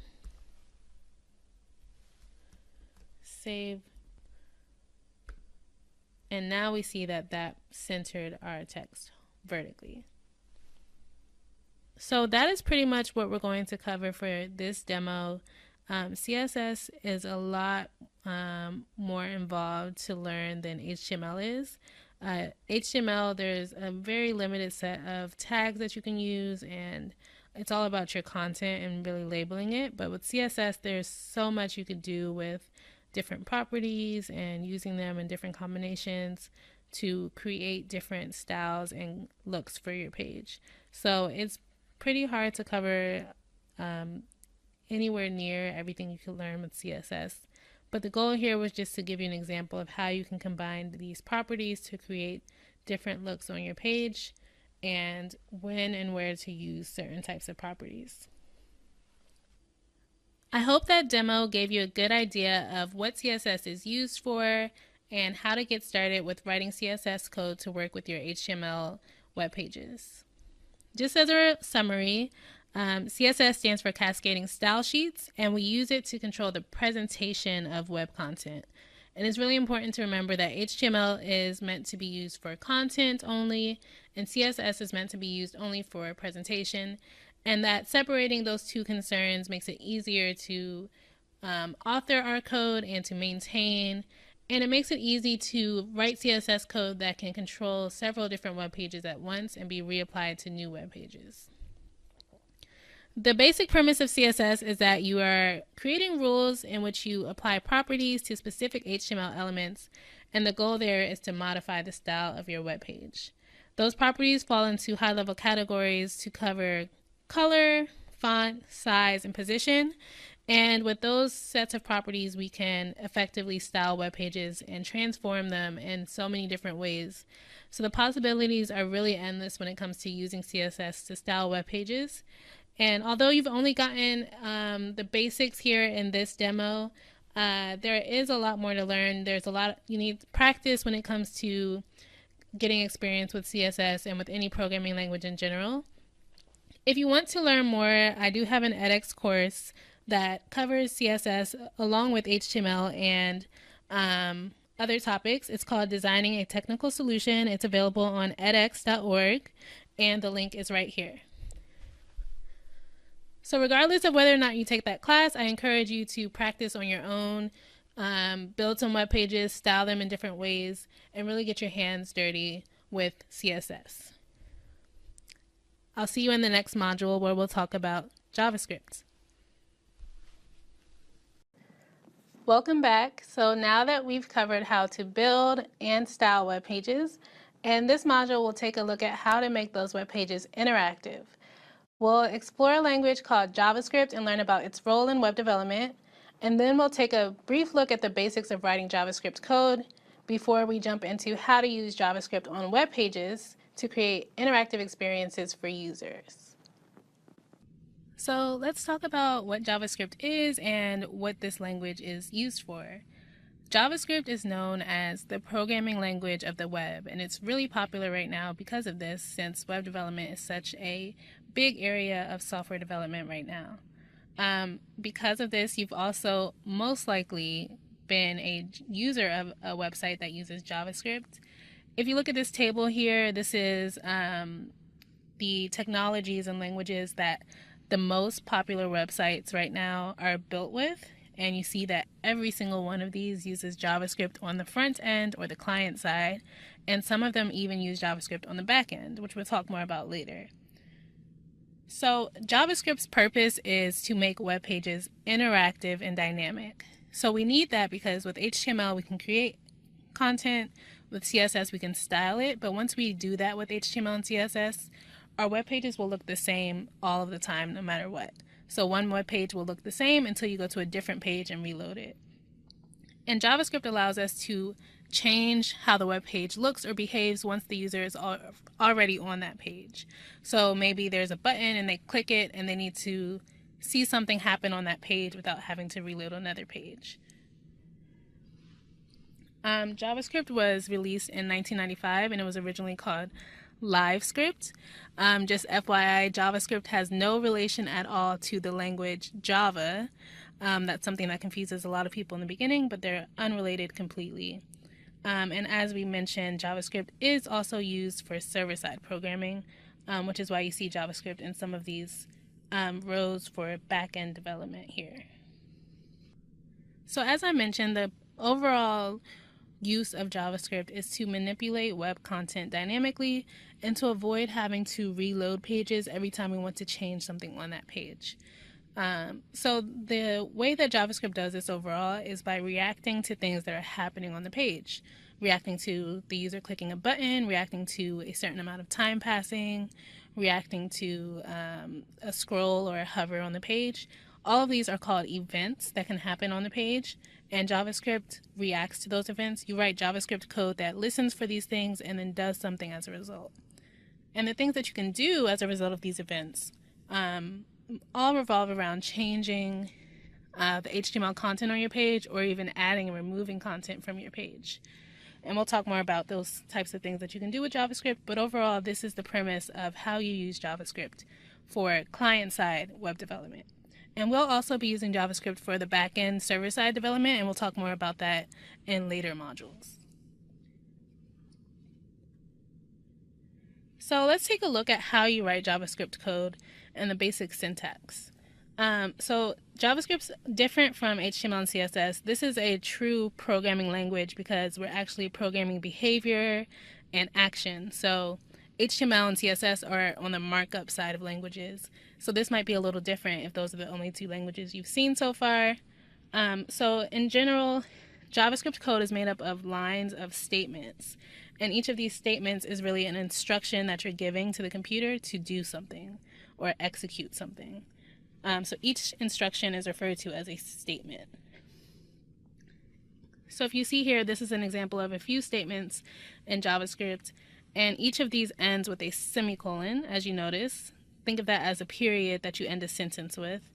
And these are executed in order. So first JavaScript will execute this line and then the one after it. And the way that we write JavaScript code, if you notice here, there are certain words that are different colors. So the JavaScript language consists of certain keywords that we can use that JavaScript understands and knows what to do with those words. And then we have certain identifiers that we give to things as we're writing code. So that might not make a lot of sense right now, but in general, there are certain words we use, and then we create our own labels for things specific to the program that we're creating. So now let's take a look at a demo because a lot of these things will make better sense when you see real code. So we'll jump right in and look at a real demo. So let's get started with this demo of how to use JavaScript for client-side web development.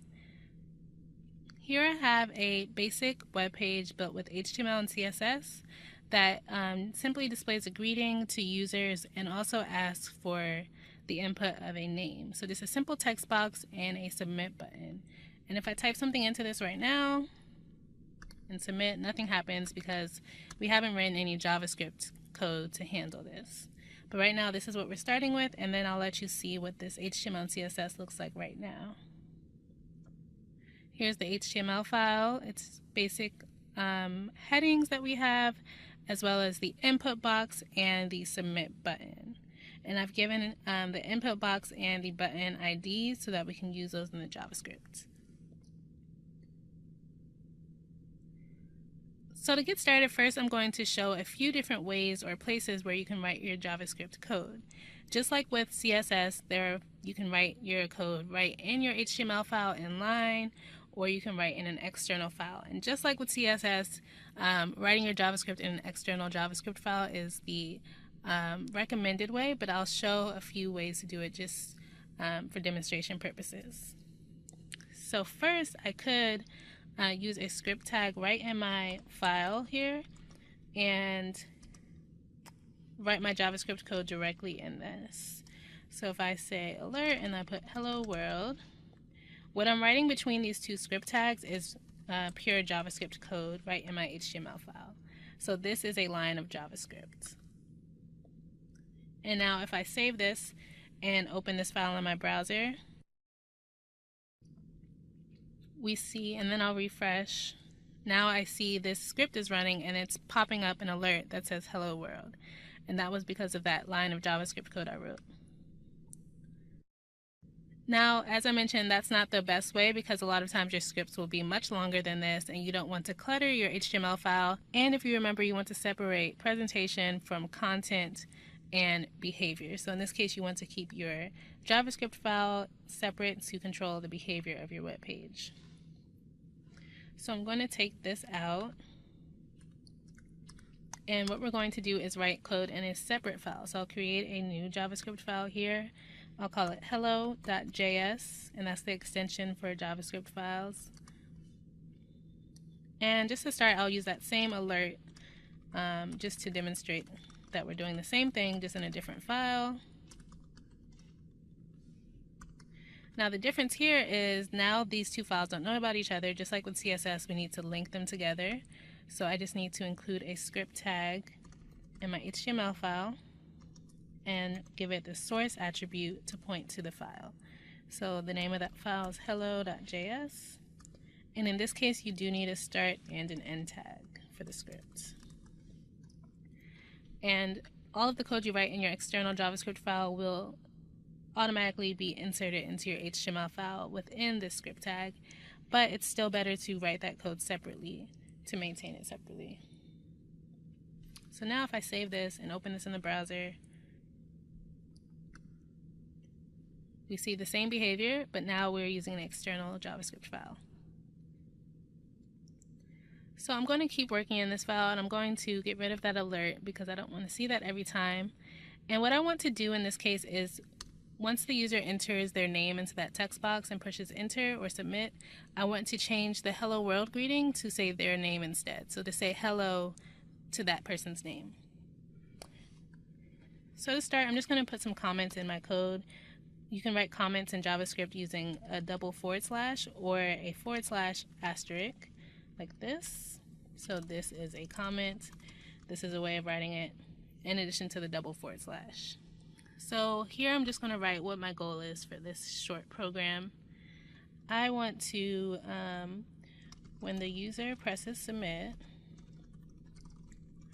change the greeting to include their name. Now the first thing I need to do is get access to the button and set up an event handler. So as I mentioned before, JavaScript revolves around responding or reacting to events. And in this case, the event we want to respond to is the user clicking the button. We don't want to change the greeting or anything until they've actually pressed that submit button. So we're going to listen for that event and then create a handler that will do something in response to that event. Now, once I get access to that button and set up the handler, actually that pretty much encompasses everything we're doing. So to start, JavaScript revolves around modifying HTML elements. So there's not much you'll be able to do in this context without HTML. And in this case, since we're listening for something to happen to the button, we need to create some sort of reference to that button. So in my HTML file, I have an ID on the button, and that's the easiest way to reference HTML elements from your JavaScript code. So this ID I've given is submit, so I'm going to use that ID to reference in my JavaScript. And I'm going to create a variable to hold that reference. Variables are just containers for data in your program. So I'm going to call my variable button, just straight and simple. And the way that we reference things by ID in JavaScript is using the document.get element by ID. And you see that there are a few other options for referencing things, and we won't cover those in this video. But we're going to use the get element by ID, and then in parentheses you pass the ID that you wish to reference. So mine was submit. So now I have a variable that references that button element, and next I need to set up a handler to listen for that click event. So now I can just say button.onClick, and I create a function that will be run once the button is clicked. In this case, I'm going to separate my function into a separate statement. So I'm just going, let's say I'll call it change greeting. And this isn't created yet, but now I'm going to create this function called change greeting. And here what I want to do, first I need to reference the greeting that I want to change. Just like I wanted to reference the button to do something with it, since I want to work with the greeting element, I need to reference that header. So here, I didn't give an ID to this, so I will demonstrate another way of referencing by element type. So this is an H1, and it's the first H1 on the page. This isn't the most reliable way, but just to demonstrate, I'm going to reference it using the type of element this is. So here I'm going to say var heading, I'll call it greeting. And in this case, I'll do document.get elements by tag name, and I'll give it the tag name, which is H1. This will return an array, since there can be more than one element with the same type on a page. There can be more than one H1 on the same page. So I'm going to use the array reference to get the first element in that array, since I want the first H1 on my page. Next, I want to get the actual name that the person entered into the text box. So I need to reference that text box. And I'll do document.getElement by ID again. And let me check what that ID was. I gave that an ID of name. So put that here. And in this case, getting the input element with the ID name just gets me that actual text box. But what I want to do is get the value that the user typed. So I'm going to do .value here. And that method will return that property will return the value of that text box. So I have access to the value that the user inputted, and I have a reference to the greeting element that I want to change. So now all I need to do is change that greeting to include that name. So to modify the contents of an HTML element from your JavaScript, there is a property called inner HTML, and that's what we'll use to change the text of that heading. So now I'll just say greeting.innerHTML, and I'll set that equal to a new line of text, which will read hello, and then I'll append the name to that. So in this case, input is a variable that's storing that value that we got from the text box, and it's just going to be used here and appended to the text hello. And that's it. So just to look over this again, we got access to that button, and once it's clicked, we are instructing our program to run the function called change greeting. And in that function, we are getting access to the greeting heading, getting access to the text box, and pulling that value from the text box that the user inputted, and then changing the text of our greeting to read the user's name. So let's see if this works. Refresh the page. I'll type my name, type Bree, and now I see hello Bree. So it works. So that's just a simple demonstration of how you can use JavaScript on your web page. Everything pretty much revolves around setting up event handlers and modifying some aspect of your HTML elements on your page. That's what JavaScript is most useful for, and that's the premise of it. If you do not have a background in basic programming, some of this might not have made perfect sense, so be sure to first learn the basics of programming in JavaScript, and then you can use those skills and concepts to use JavaScript in this context for client-side web development.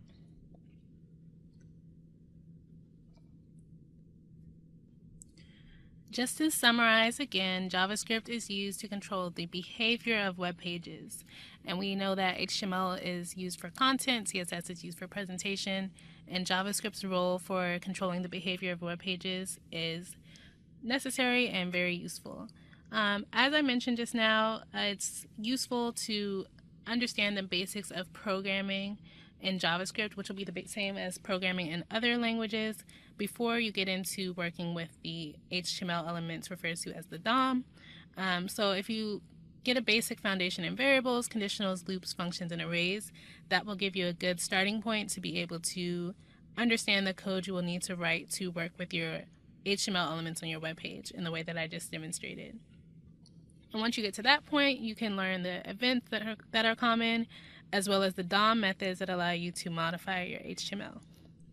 From there, a useful thing to learn is jQuery, which is a JavaScript library that makes writing JavaScript code a little bit simpler and allows you to do some more advanced things in an easier way. One thing that jQuery is particularly useful for is sending AJAX requests from client to server. So what that allows you to do is pull data from a database or a server for your app and display that on your web page using JavaScript. So that's something that was not covered here, but will be useful for full stack development using JavaScript. And as I mentioned before, to learn more, you can take the edX course I have on edX.org, which is called Building Interactive Prototypes Using JavaScript. The link is right here.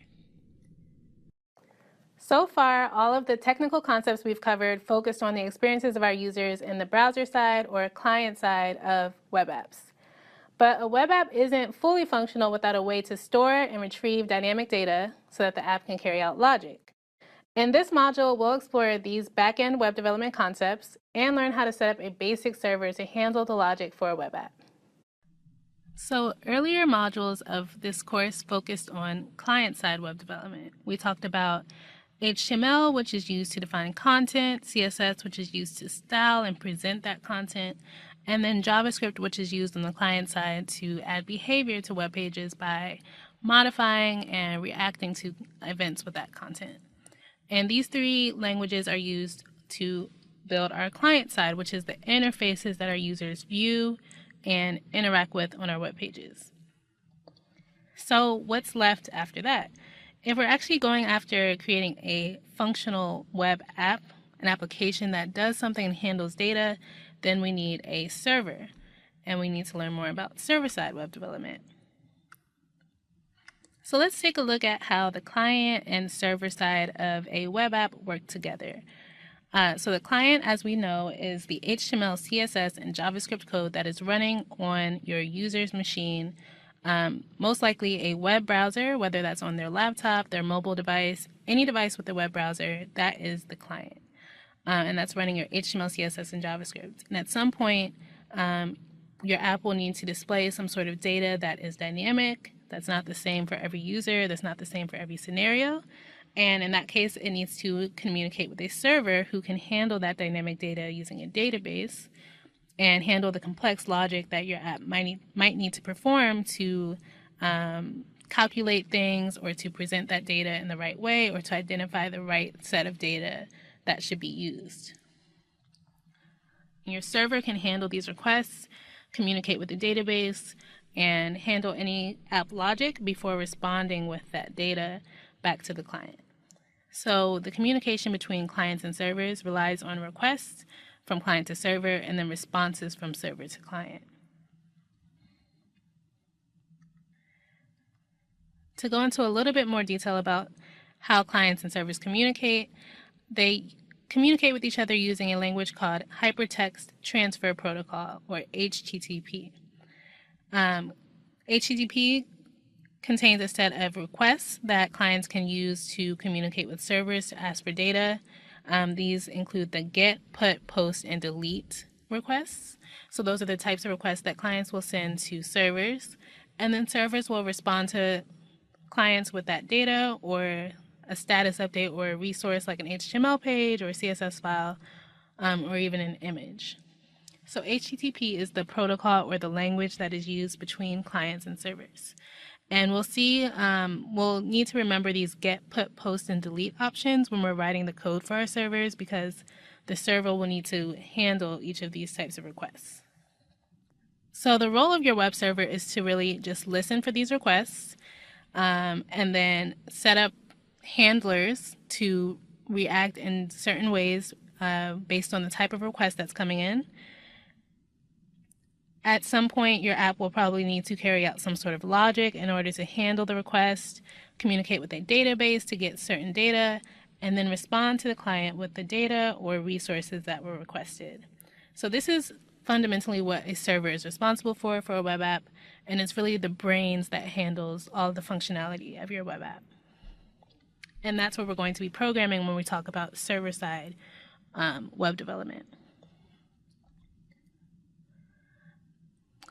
Since these functionalities are pretty common, most web servers need to do the same thing. There are frameworks that make it easier to do the common tasks so that you can focus on what is unique about what your app needs to get done. So a framework that we're going to be using in this case is called Node.js. And it's really useful that this is a framework that allows you to write JavaScript code to run on your web server. So JavaScript wasn't always used for server-side development. Its primary purpose is for client-side development to make web pages interactive, but now we can use it for both client-side and server-side.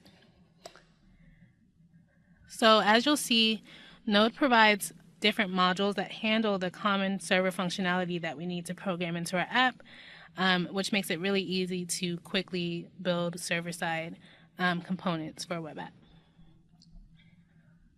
A framework that we're going to be using on top of Node.js is called Express, and that specifically, we'll use that to handle routing and setting up an API to handle the various types of requests that we expect from our clients. And here is a link to download Node, because that's where you should get started when you're with this process. So in the rest of this video, I'll show you a demo of how to get started with Node and set up a basic app that handles requests from a client. So in this demo, we'll get started with adding a backend or server-side functionality to a web app, a simple web app.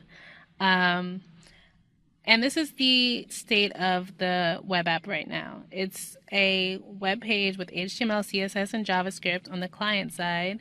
And I actually worked with this example in the HTML and CSS modules of this course. And I've added just a few more things to make this appropriate for this backend functionality demo. So the functionality that I'll be programming in terms of the data I'll be storing relies on comments from users.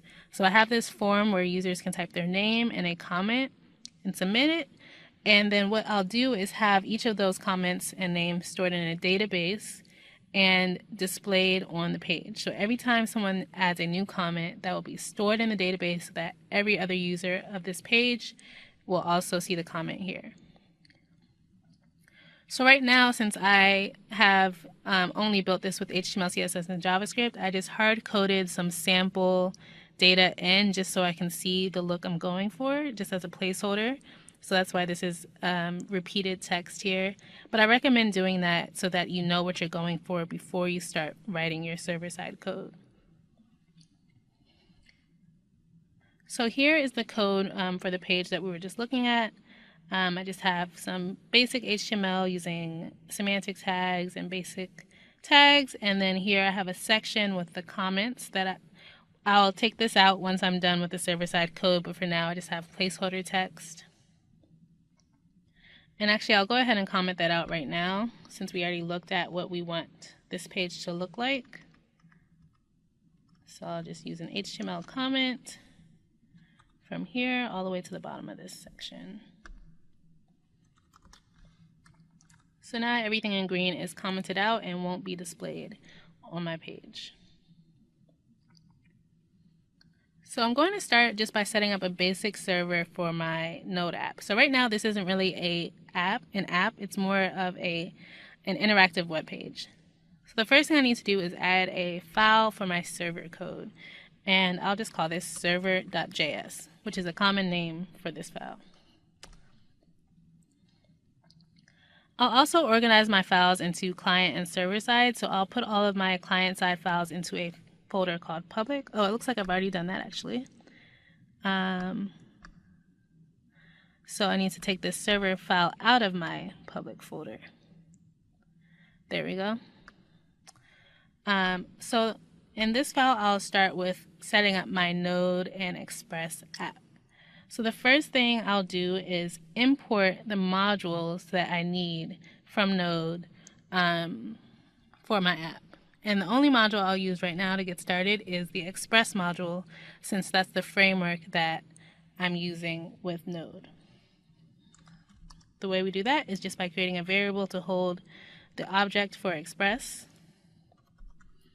And we use the require function to include that. And then now I create a variable for the app that uses Express to initialize an app. And in this case, the first function of a server is to listen for requests. So we just need to have our server up and running and listening. So the first thing I'll do is use the app.listen function. First, I need to give it a port number, and you see that we have this help here from our code editor. So if you ever forget exactly what a function needs, that's useful. So first I need to give a port number. I'll use port 3000. And next I give a function that is just what will happen once we start listening. So in this case, I just want to log a message to my server console, which I can look at just so I can make sure everything's running and always see, debug and diagnose things. So I'll just say server is running on port 3000 just to verify. Put a semicolon here. So now I have created an app and I have it listening on port 3000. Now I haven't initialized this project or this app as a Node app. So for the rest of this, you're going to be working in the command line a lot when you're working with Node. So that's something you should brush up on if you're not familiar with command line already. So I'm going to open my command prompt. So I have my command prompt open, and now I'm going to navigate to the folder where I'm working, which is on my desktop. And this is called sample. And now I'm in the folder where I have all of my files. If you see, my public folder and my server file live in a folder called sample. And now I'm going to, I have Node installed, so when I'm using these commands in my command prompt, it's using the Node engine. So I'm going to set up my project. The first thing I want to do is use the npm init command. This will create a package file. You see here, it'll be here shortly, that contains information about the project. You can pretty much accept all of the default options here by pressing enter. Oh, actually, name cannot contain capital letters, so I'll make that lowercase. Enter to all of that.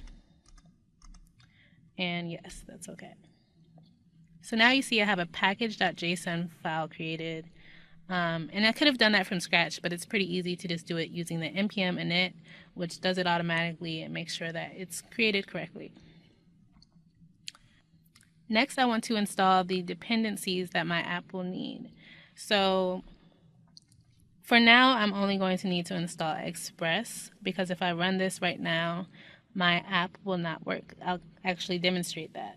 So to run a Node app in the command line, I use the node command, and then the name of the file that I used here that's called my main file, which is server.js. So I'm just going to use the name of that file. I don't have to put the JS extension. So I'm just going to put node server, press enter, and you see it cannot find the module express because I haven't installed that for this project. So to install a module, you can use npm install. And when installing something that you want to save to the package file for your project, when you know your app needs that module, you should use the -- save option.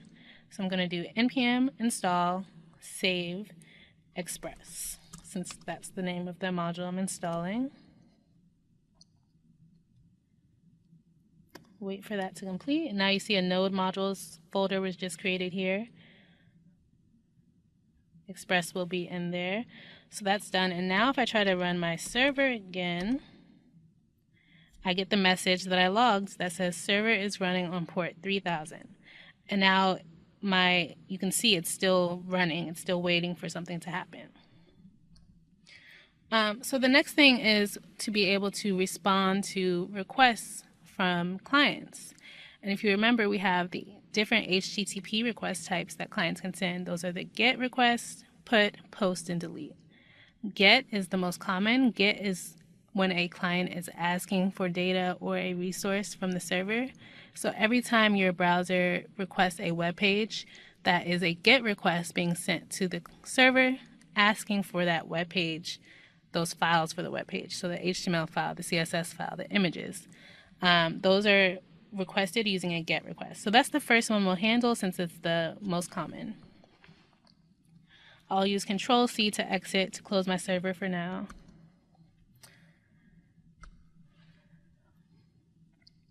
So in order to respond to requests, we create routes in our app. And that is just routing those requests to be handled appropriately. We do this using Express with the following syntax. We use app.get or whatever request we're handling.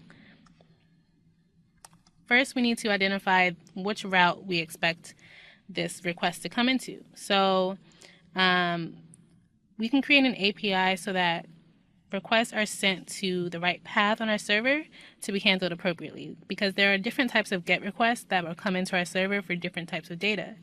If you think about a complex app, like a banking app, for example, the client might be requesting a login page. They might be requesting an account page. So we need to identify what exactly is being requested and handle that appropriately.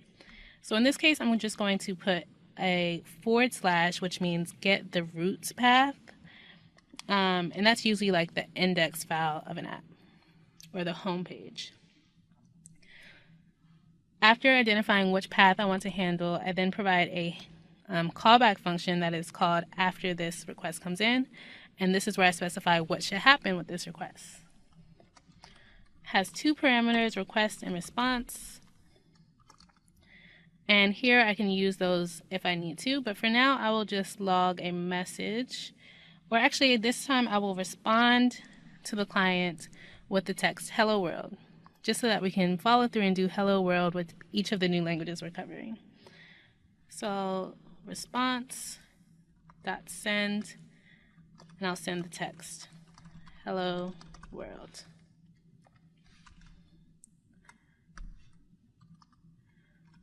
So now when I get a GET request that comes into the root of my app, I will respond with hello world. So let's see what this looks like from the client side. First, I have to make sure my server is running so that I can listen to these requests. I'll run it again. So it's listening right now.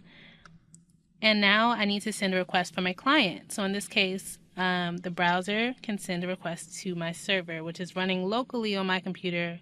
Although normally, once you deploy your app, it'll be running somewhere on the internet that's not on your computer. So here I'm going to open my browser. If you remember, I specified that my server should run on port 3000. And I see the text hello world. So my server responded with that text to the client. So now let's do a route that's more appropriate to the app I'm working with. So remember, the main data that we want to work with for this app is comments. And each comment has a name associated with it and a comment. So if you imagine, our database that we'll get to soon will store a collection of those comments and names, and then our routes will need to listen out for requests for those comments and respond with them. So let's create another GET request, and this time we'll put it to the comments path, which I'll create, and in this case I'll just respond with a list of those comments.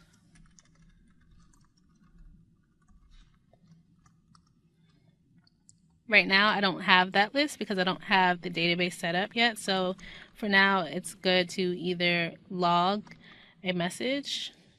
I'll say request, get request received at the comments path. And I'll just do that for now so that we can fill that in later once we get to the database.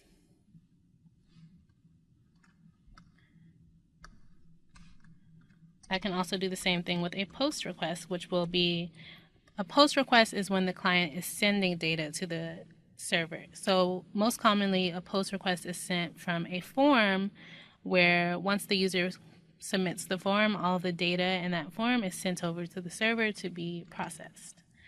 So I'll do a post, and this will handle once we have the user submit a comment. And I'll just get these set up so that we can work with them in the next module.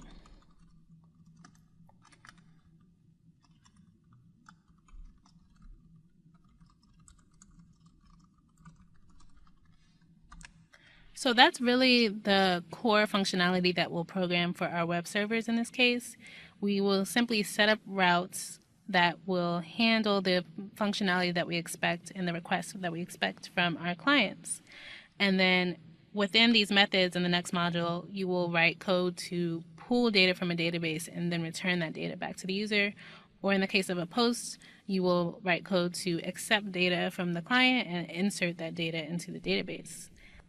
So that's the basic functionality of our web server for now, and we'll talk more and extend this code in the next module. So to summarize what we've covered in this module, we talked about server-side web programming and what functionality our web server provides for our web apps. And overall, that functionality revolves around listening for HTTP requests from clients, and we do that by defining routes on our server that handle requests to different paths and using different HTTP request methods. Once we receive a request, we program our server to carry out any application logic that our app needs, and we communicate with the database to access or modify data. We haven't covered the database part of that just yet, but that'll be easy to fill in once we get to the next module. The framework that we used in this course for our server-side development is Node.js, and that allowed us to write JavaScript code that runs server-side when JavaScript code typically is run client-side. So that's a plus. And the framework we used on top of Node was Express. Now this course just covered the very basics of server-side programming using Node, but I do have a course on edX.org called Building Functional Prototypes Using Node.js. And in this course you can get more hands-on instruction, practice, and assessments to help solidify a lot of the topics that we only touched on quickly here. So once you finish this course, if you're still interested, go ahead to edX.org and search for this course or follow the link that you see here. Welcome back. At this point, you should be able to create a pretty functional web app.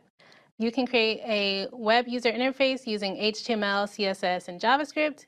And we talked about how to set up a basic server that can store and return information to clients. In this module, we'll fill in the gaps by learning how to store real data in a database and how to access that data from our app. So by the end of this module, you should be able to create a fully functional basic web app. So let's take a look at databases and what exactly they are and how they store data. So a database is something that stores a structured collection of information. And that can mean a lot of different things. You see some images here. You could just store that information in a text file in a structured way using commas to separate different types of values. You could store that information in object form where you have a key and a value for each property of your data.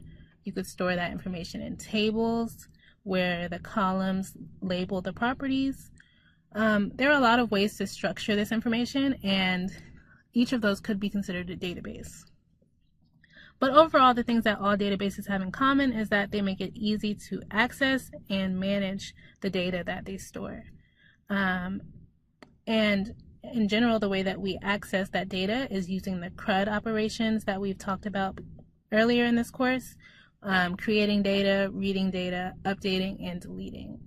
And we do that using query languages like SQL, which we'll talk about in this course, that allow us to write queries and statements in a structured language that are executed on the database. So I mentioned a few different types of databases on the previous slide, and the one that we'll be focusing on in this course is relational databases. So in relational databases, we store data in tables. Each table represents some entity or object of data. So in this case, you see a table that has a list of contacts. So the name of this table could be contacts, and that's an entity that makes sense as a cohesive set of data. The key about relational databases is that you likely have multiple tables of data, and they have meaningful relationships between them. So in a contacts application, you might have contacts, and you might have a separate table that has phone calls, and those phone calls are linked to contacts because you need to track who's making those calls, for example. So within each of these tables in a relational database, each row is a record of data, so one instance of data, and each record has values that correspond to different properties that we care about for the data. So in this case, some of the properties or attributes that we are tracking for this table are first name, last name, email address, phone number, and zip code. And as I mentioned, the primary functions that we want to perform on our data include those CRUD functions, creating data. For example, you might create a new table, you might insert a new record into a table. Reading data, you want to pull information, so you might ask or query for the phone number from the contacts table of a certain record, or a list of contacts that live in a certain zip code. We might want to update data, so change an attribute on a specific record in our table, or even delete a record or a table.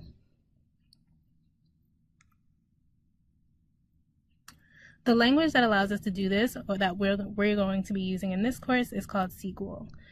This stands for Structured Query Language, and it's a language that provides a way for us to perform these operations on our databases.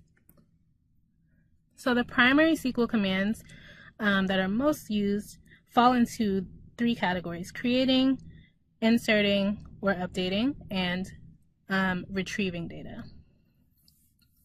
So to create data and using SQL commands, these are a few of the commands that we use: the create, alter, or drop. Create will be used for sure to either create a table. And then in the insert and modify category, we have insert, update, and delete, which are pretty self-explanatory.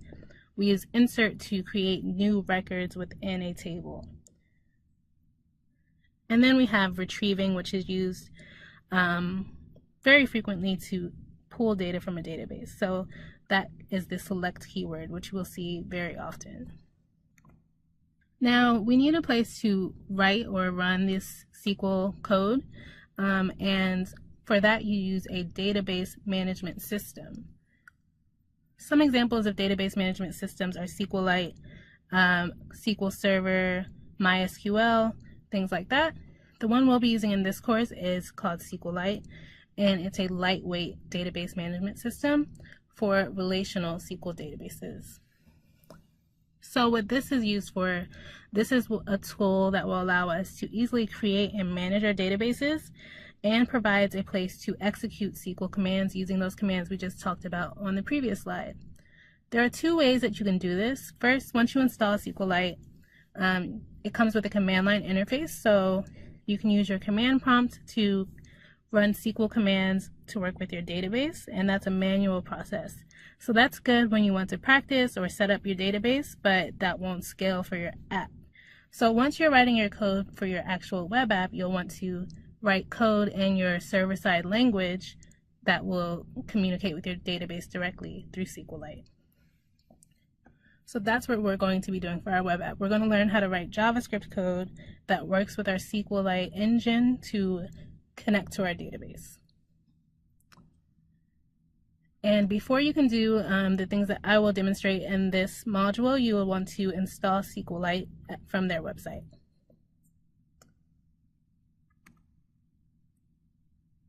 So now I'll transfer over to a demo where I'll show how to set up a database and how to hook up your database to your Node web app.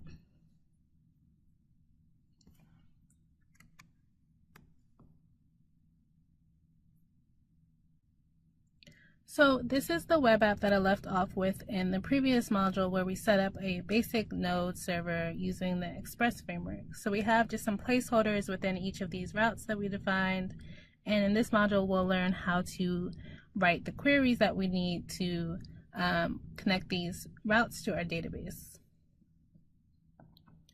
So the first thing I'm going to do is set up a folder that will store our database within our project folder. So I'm going to create a new folder called DB, and that's where I'm going to put my database file, just to keep everything organized and get set up with a good structure in case you scale and your project grows. Next, I'm going to create a database there in my command line using SQLite.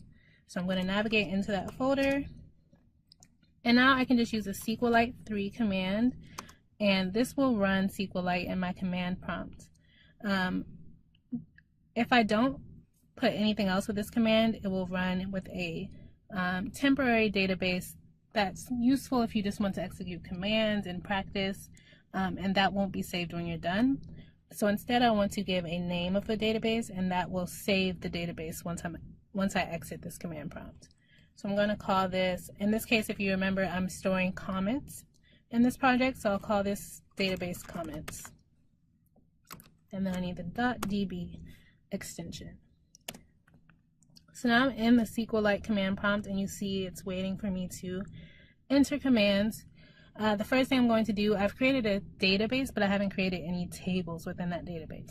So a database, a relational database, can have multiple tables, and often does. In this case, we're just going to create one table to store our comments that users input. So I'm going to use the create command. Notice that you typically write these commands in uppercase letters. That's a style convention with SQLite, with SQL, I'm sorry. So I'm going to create table, and I'll call this comments as well. And now I give the schema for the table, so what columns I want this table to have, and what type of data should be stored in each column. So the first column is just going to be titled name, since I'm storing the name of the user who wrote the comment. And next I give the data type of that attribute. So I cannot type. Give this is for a character sequence of variable length. So it can be not a fixed length string. And I'll do the same for a comment. So this is 2 strings that I will store in the database. So I'll just have those 2 columns. And then I end every SQL instruction with a semicolon. Now I can use the .tables SQLite instruction to see what tables I have. There you see the comments table was created. But right now it's empty, so I want to insert something just to test it out. I will insert into comments because I want to insert it into the comments table. And then the values, I will pass those values in. So I'll do my name, and I'll say this is a test comment. And now don't forget the semicolon. So I should have inserted a row into this table. So let's see if that's the case. Now I can use the select query to query for data in my table. So I can select certain rows of data, certain columns of data. The select keyword can be used in a lot of different ways, but for now I'm just going to use an asterisk. That means I want to select all columns from this database. And since I'm not using any additional clauses, I'm also selecting every row from the database. So from the comments table. So select star from comments means select everything from this table. And now I see that record that I inserted just now. And notice that this vertical line separates each of the properties of the table. So that's all I'll do for now. I have the table set up and I have one test row inserted, so I will exit this using Control-C. And from now I will work in my project file to hook up the app to this database. So the first thing I'm going to do is install the SQLite 3 module for my Node project. So I'll go back up one folder into my root, the root of my project, and I will do npm install SQLite 3 so that I can use this module in my Node app. Wait for that to finish. It's taking a while. Okay, so that is done, and next I'm going to import that module in my project file. So I will create a variable to hold that instance and require SQLite 3. And next I will link to the database.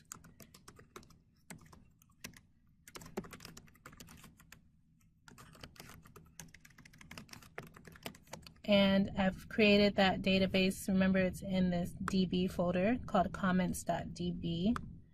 So I'll point to that. Okay, so now I can use this database in my code. So the next thing I want to do is, instead of having just logging to the console when I receive a request, I actually want to fulfill the request.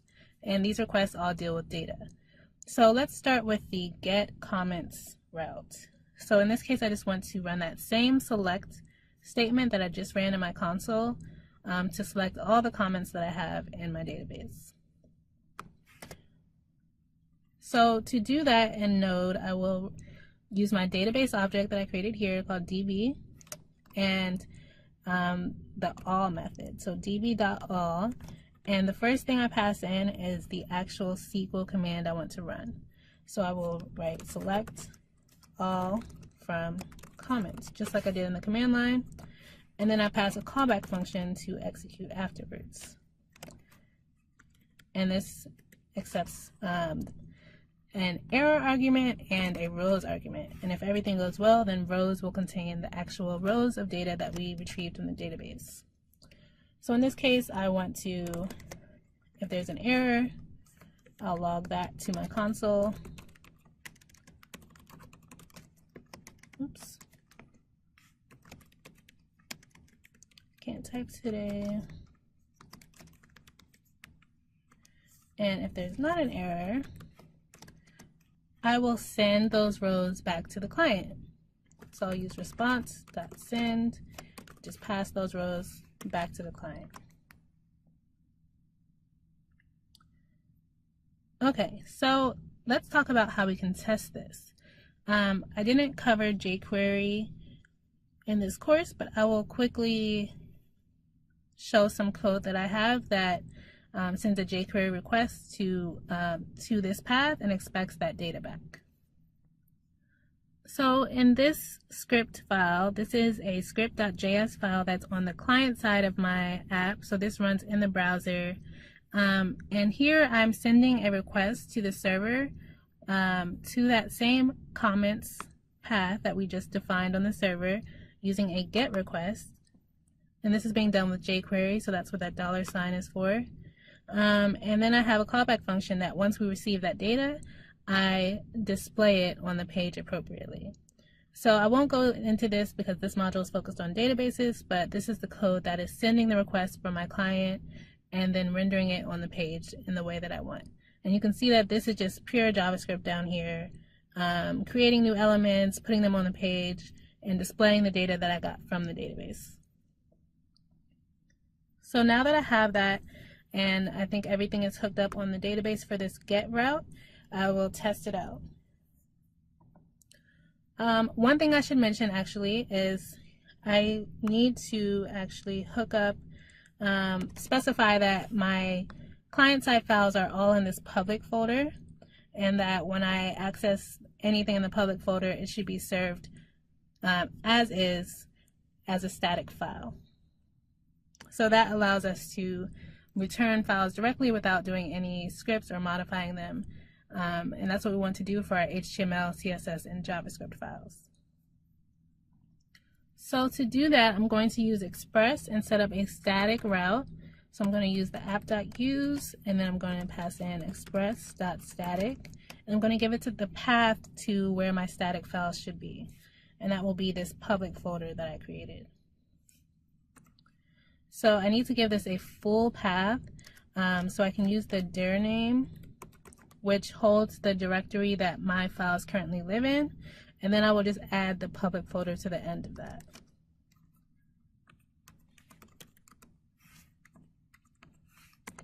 So now when I try to access these files on my server from the client, I should be able to access them directly from the server. So I'll go over to the browser. Before I go to the browser, I'll run my server so that I can test this. Node server. It's running on port 3000. So now when I access demo.html on my localhost path on port 3000, I get the same demo.html file that I have in the public folder of my server code. And if you notice, I have the test comment that I just created in my database in the command line. So this is actually sending a GET request to my server and pulling that data back and presenting it on the page. So it looks like that's hooked up correctly. The second thing we'll do is work on the post, handling the post requests.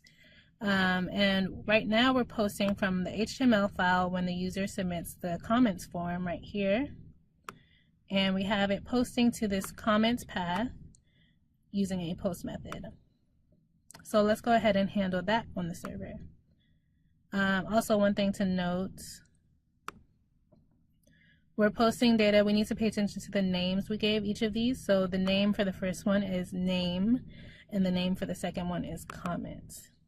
So those are the IDs we're going to use to reference each of these data, pieces of data when we receive them on the server.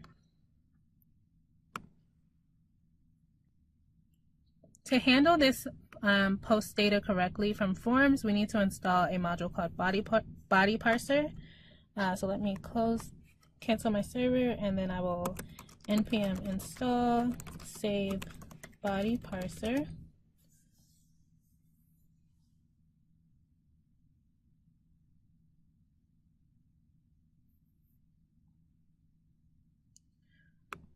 So now that that's installed, I will include this module in my file, the same way I've done every other one. So var body parser equals require body parser. And I will make sure that my app is using body parser to handle URL encoded data.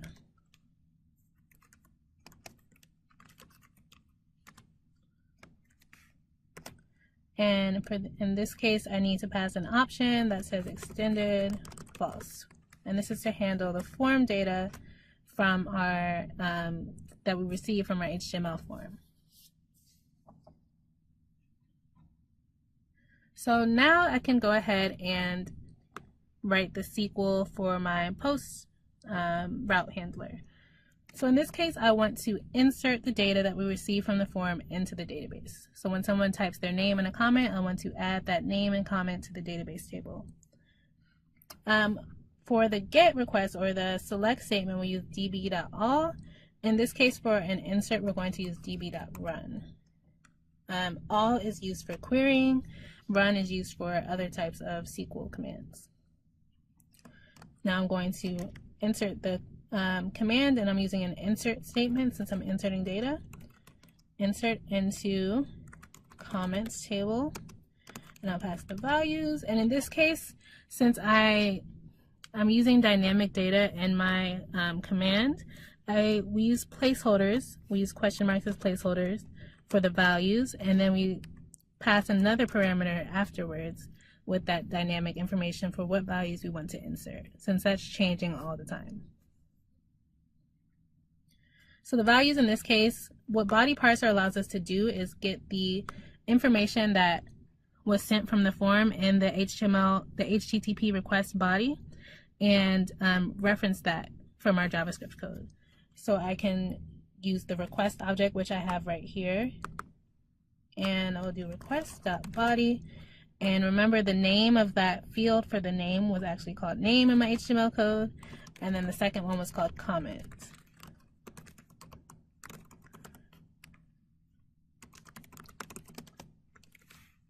Now, these two values will replace the two question marks in my insert statement. So we're essentially inserting the name and the comment into the table. And then we have a callback function to handle any errors. In that case, I will just log the error.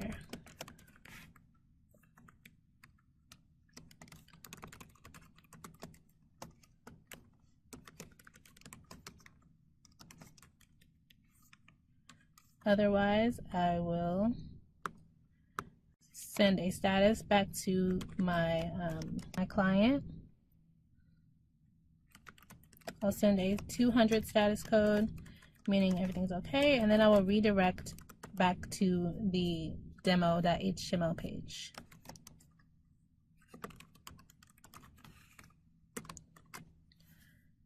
So everything looks good here. Actually, I forgot semicolons here. Luckily, that still worked. Okay, so I'm going to run my server again. And this time I will send a post request and see if the data is inserted into the database. So I will type a test name, and I'll just paste this placeholder comment and submit that. And we see it was automatically updated because our page is sending that GET request every time we refresh. And since the page redirects after our post request, that causes our script to run again and send a new request to get the latest data. So we see that now our page is using dynamic data from our database. And all we did was create two simple SQL statements in our routes in our Node app. And now everything is hooked up end to end. So really, it's as simple as setting up your routes in your Node app using Express, and then using the SQLite module to set up those SQL statements that you want to run for each of these routes. And then on the client side, use JavaScript and jQuery to, where's my script? Use jQuery to send AJAX requests when you need to use a GET request, and then you can just render the data however you want using pure JavaScript or using jQuery. And then for sending a post request, that happens automatically with your form once you specify the method type as post in your form.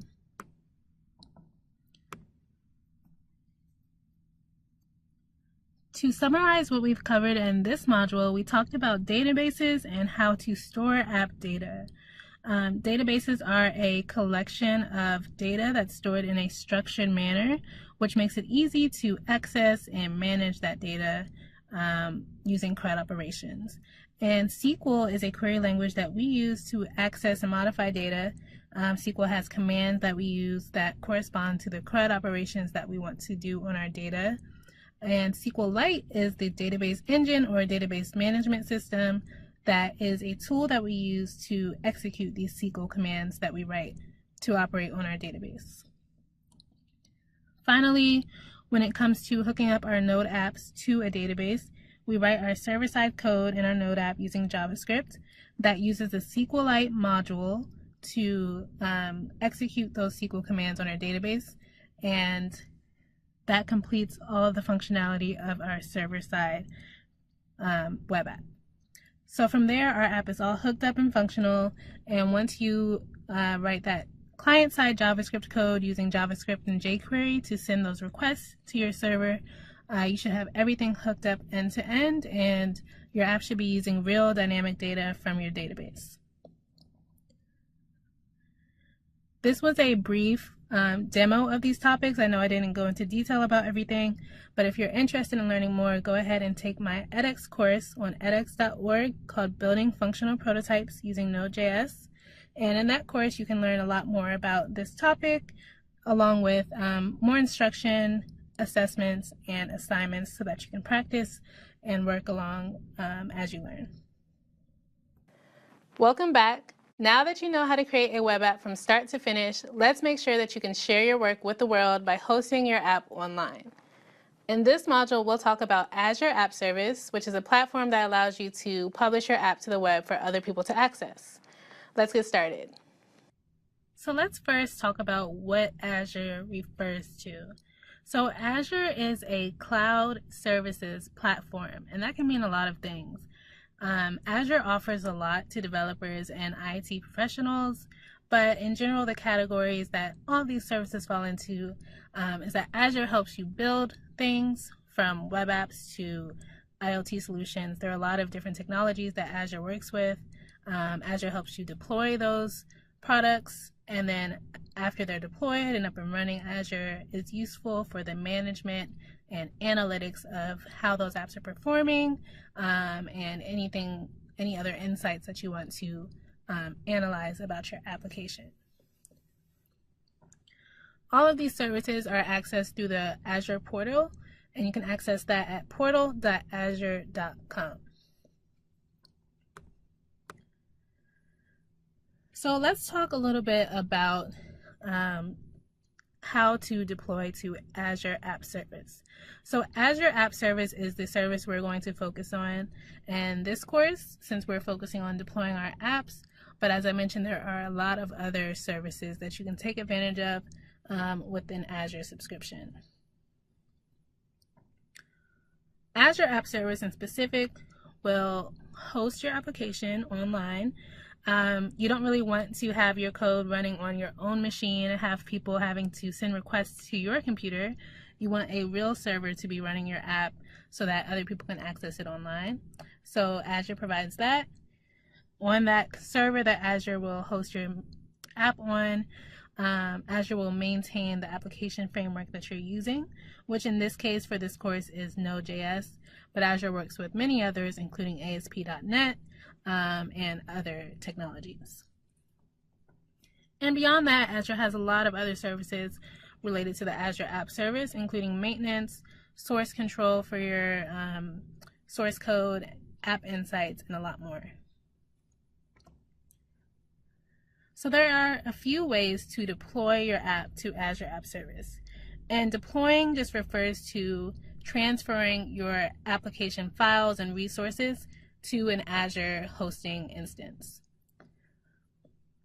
The most direct way is FTP, which stands for File Transfer Protocol. And with FTP, you can use an FTP client to directly upload your files to your Azure directory. The way that is recommended for this course is using a repository. Earlier in this course, we talked about setting up a Git repository as well as setting up a repo on GitHub. So you can use either of those repos to deploy your app. If you deploy from your local Git repo, then you will have to manually sync your app every time you make updates.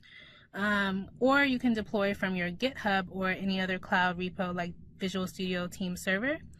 And in this case, you can continuously deploy automatically every time you make updates in your repo. And then the third is an option called Web Deploy, but we'll focus on the repository option for this course. So a lot of these things are really straightforward, and Azure provides really in-depth documentation that they keep up to date. So the next steps that you'll want to take when you're ready to get your app up and running on Azure, if you choose to do so, is to first create an account and choose a subscription. They do have a free account option, and you can read more about that at the link I've listed here. Next, you'll want to deploy your app using one of the options I talked about on the previous slide. And then once you have your app up and running, you can take advantage of the Azure App Insights. So that will allow you to analyze different metrics about how your app is performing, how people are using it, and things like that. So that's really fun to do. And it really lets you know that people can access your app from anywhere, and you can really have impact developing for the web. So I encourage you to take advantage of Azure for hosting your app and share your app with the world so that people can access it and you can really fall in love with web development and the impact that you can have. Congratulations, you've made it to the end of this course, and you should be equipped with the knowledge to build a basic web app from start to finish.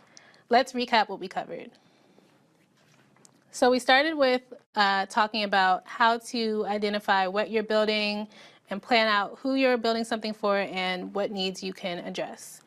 Then we talked about how to build web pages using HTML, styling web pages using CSS, manipulating web content using JavaScript, and then we moved into back-end web development concepts. So we talked about how to build web APIs using Node.js, storing data with a basic database, and then finally deploying your app using Azure App Service. Now, these are a lot of topics, and we didn't cover each one in detail, but hopefully you've learned more about each of these and understand how they all work together and what you need to learn. And hopefully you have a fundamental understanding of each of these concepts at a high level. But if you want to continue learning from here, we do have some suggestions. We have a few courses on edX that cover similar topics, but in a lot more detail. So in this course, we didn't really give you any practice, we didn't have assessments, but on edX, we do have more thorough courses that will give you a more hands-on approach. So one course is Designing a Technical Solution, and that covers our design, user-centered design, HTML, and CSS. We have another course called Building Interactive Prototypes Using JavaScript, where we go deeper into the fundamentals of programming with JavaScript, and we talk about client-side development. And then we have a course called Building Functional Prototypes Using Node.js, where we talk about the back-end web development concepts and servers, and as well as deploying on Azure. So we'll link these courses in the resources for this course. And I encourage you to take advantage of that and go deeper into the topics that we covered here. The best way to learn is to practice. I truly hope that you enjoyed this course as a first look into these topics, and wish you luck with your continued success with these topics. Thanks.